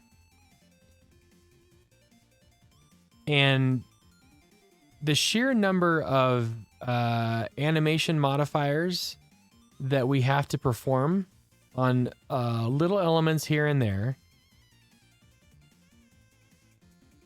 is it can be very daunting if you're trying to put together something with multiple moving parts.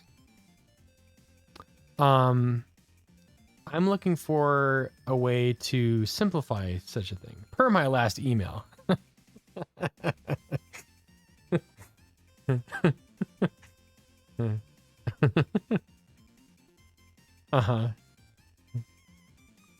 Something like this, which we worked on quite a bit ago.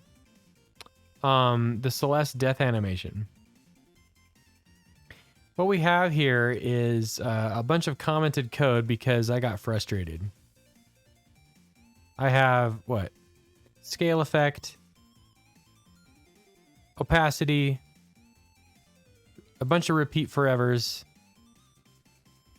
I've got for each animation, what am I doing here? Foreground color. Okay, that's one thing. I've got scale effect. That's another thing. I have an offset. I feel like something like a transform animation would greatly simplify something as simple as this. That's what I hope to resolve with this.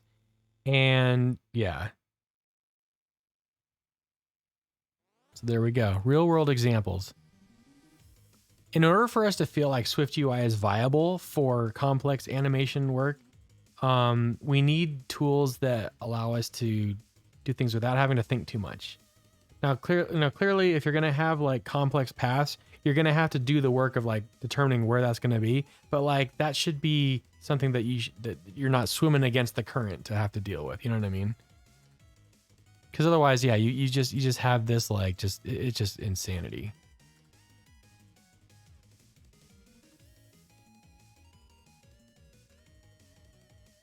And then we can finally get to part 2 of the Celeste death animation, which is really fun, you guys. While I have it here, if we go to, is the interface in game.com? I think this is it.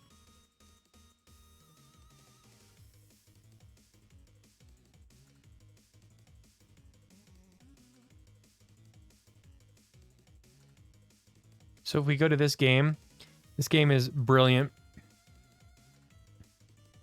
Do they have the death animation? Yeah, here it is right here. Check it out. So like, there's a couple of things going on, right? And oh man, it's just such a fun little project. Why do animations in SwiftUI directly instead of something like Lottie? That is a great question, Zhorse.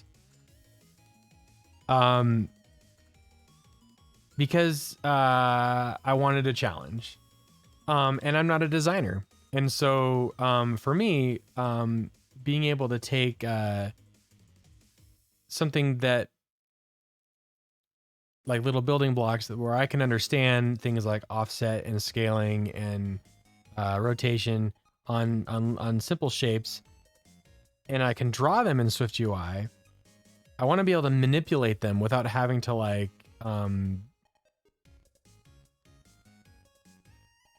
rely on, you know, importing an SVG or yeah, again, the idea is to like build things from scratch for fun. That really is what it comes down to. And just to see it, like, how viable is it? Like, is it worth spending hundreds of hours to like create like a UI framework or a library? I mean, that's essentially what Lottie is, right? Isn't it just like SVG files essentially? I thought it was the nagging, but that would be an English joke. That's why I'm calling it the question source. Yeah, abstract the long stuff should be the exception, not the everyday stuff. Yeah, exactly. Tell me about Rivet.app. You thought it was awful? What is this? What is this you speak of? The new standard for interactive graphics. Blazing fast, tiny size, runs everywhere. Huh. Wow.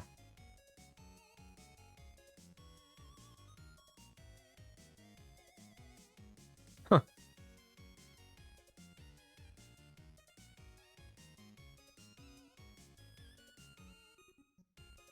Looks promising, at least from the splash page. It's early days for sure. It makes sense. Honestly, I think Enterfi could beat it hands down if we got him to make a tool. Hey, that's very kind of you to say. I still feel like I need to spend a lot more time and effort on this to take it seriously if I were to like make it more useful for other people. But I think, I mean, I love the challenge and I think it's fun to see like what we can come up with. But I feel like I'm moving at a snail's pace sometimes, but apparently making tools is how you get money. That is true. That's, you know.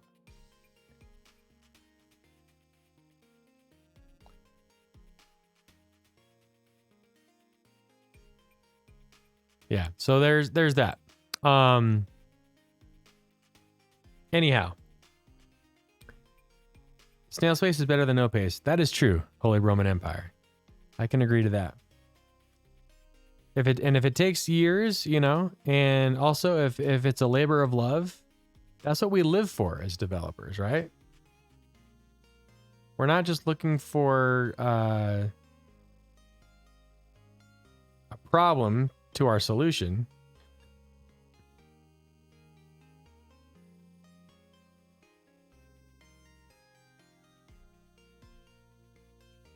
I think the love of learning is the primary key.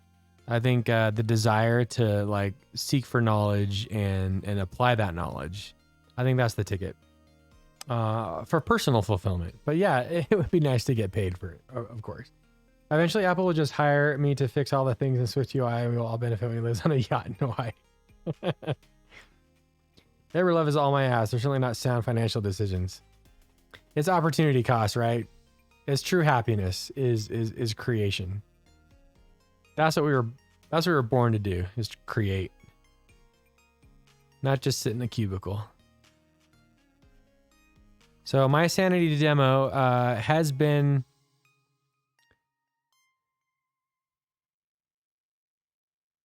so I can remove this because I've already got it. So we're gonna go ahead and delete this. But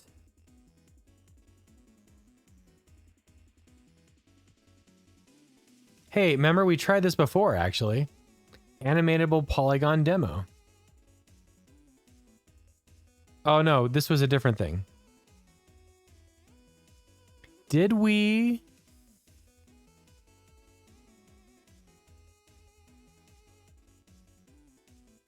Was it convex polygon that we had to do the change on? Yeah, I think it was. Convex polygon. Yeah, here it is. Here's the animatable data right here. It was sides. Oh, but just kidding. This was convex polygon in disguise. This is what we were looking at. Animatable polygon. Yes. this guy, where we said that size was now a computed property, where we had a secret variable that's actually a double. And that was how we did it. And then, oh yeah, this was a big mess, wasn't it? Just kind of a recap on what we did earlier this week. Watching that square was slowly hypnotizing me, I think. I started to see the next evolution of the Slack logo. Hey. And part of the learning process involves, like, you know, trying to copy what you see, like it's already out there. It's like, how did they do that? That's the big drive for like why I do what I do here is, and then share that knowledge. I think it's important to share knowledge. So remember, this was the next big thing that we needed to tackle. Like, how are we going to make a Rulo polygon animatable as we increase the number of sides? And this is the kicker right here. This right here is what causes the craziness, because yeah, it's only defined for an odd number of sides. So like to go from 3 to 5, for example, you get some craziness in there. So we'll definitely tackle that. I'm totally with that. I like to try and build things that exist, to understand them, and maybe end up with something interesting, then dog food it. Yeah. Preach, man. That's the way you do it, for sure. I'd like to animate Salonon too. I think that'd be kind of dope. You guys remember this guy? So we have we have our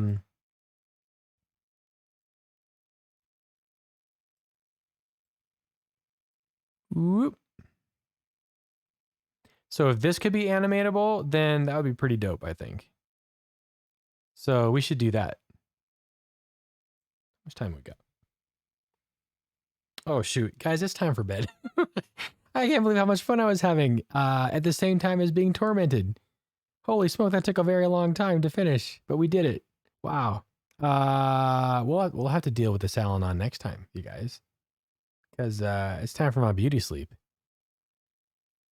Man, I hope you had a great time tonight. Problems do that to you. Where do you find these shapes? Wikipedia. When I was first starting this project, I just basically went list of shapes, and I just found a bunch that like I really liked. That's how I found the Rulo triangle. That's how I found the spiralaterals. That's how I found basically everything here, most everything. The triquetra shape, which, oh man, yeah, we still have a ton of stuff to do, guys. We still need to come up with a way to do this that makes sense. As you guys can see, it's shamelessly a Z stack of lenses. So you can see where it breaks here. So we definitely should fix that. But hey, we've got all the time in the world. On Thursday, you guys want to come chill with me again on Thursday? Come on over. 8 to midnight Pacific time. Maybe I won't be late this time. So we'll see. But hey, everybody, I hope you have a great day. And thanks for the chats, guys. Thanks for your support. Take it easy. Bye-bye.